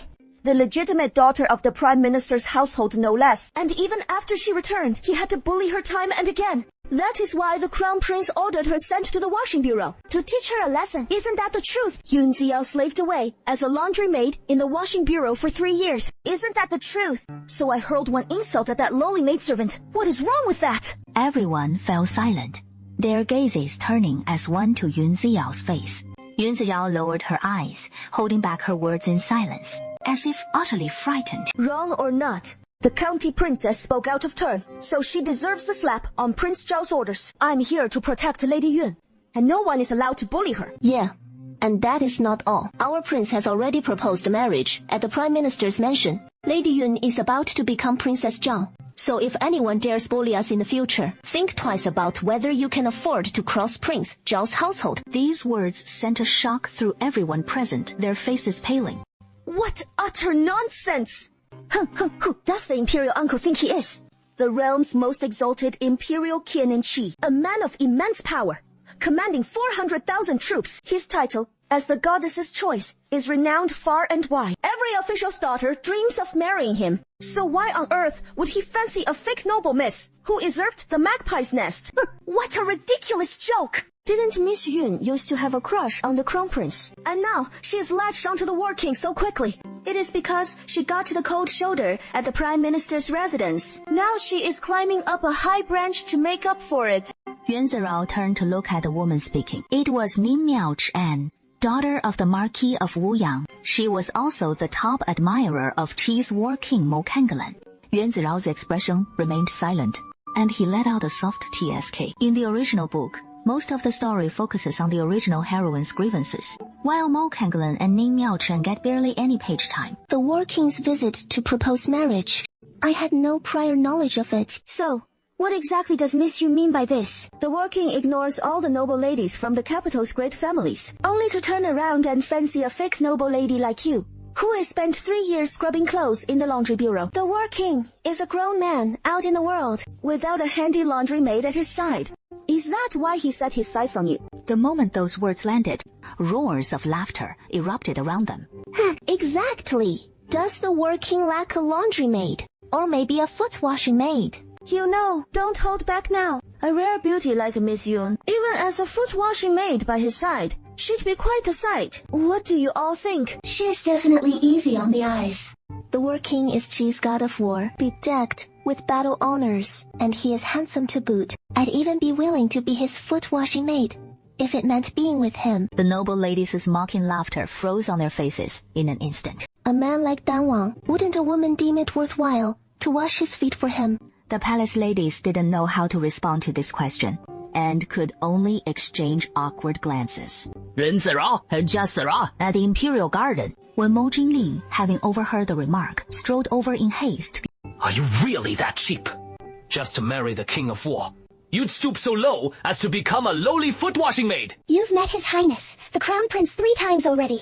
Mo Jingling paid no heed to the others, his gaze locking intently on Yun Zirao's face. You've harbored a resentment, so you're so desperate to flee from the past, even willing to lower your own status, to become a mere foot-washing servant for the king of war. Yun Zirao furrowed her brow slightly, lowering her eyes in silence. Do you even realize how utterly lowly the status of a foot-washing maid is? Lower than even a bedchamber concubine, let alone the splendor of a grand wedding with 3 betrothals and 6 rites. Mo Jingling seized her hand. Zirao, do you resent the past that much? Resentful enough to debase yourself without a second thought? Please step aside, Your Highness the Crown Prince. Please release Miss Yun, Your Highness the Crown Prince. The one who is truly debased is none other than Your Highness the Crown Prince. If not for you sending me to the laundry bureau, how could I be facing this humiliation today? They hurl bridle gun at me as an insult, and it is all thanks to Your Highness the Crown Prince. You're accusing your sister here. You've misunderstood the Crown Prince. Just then, Yun Zijin stepped forward, gripping Yun Zirao's hand tightly.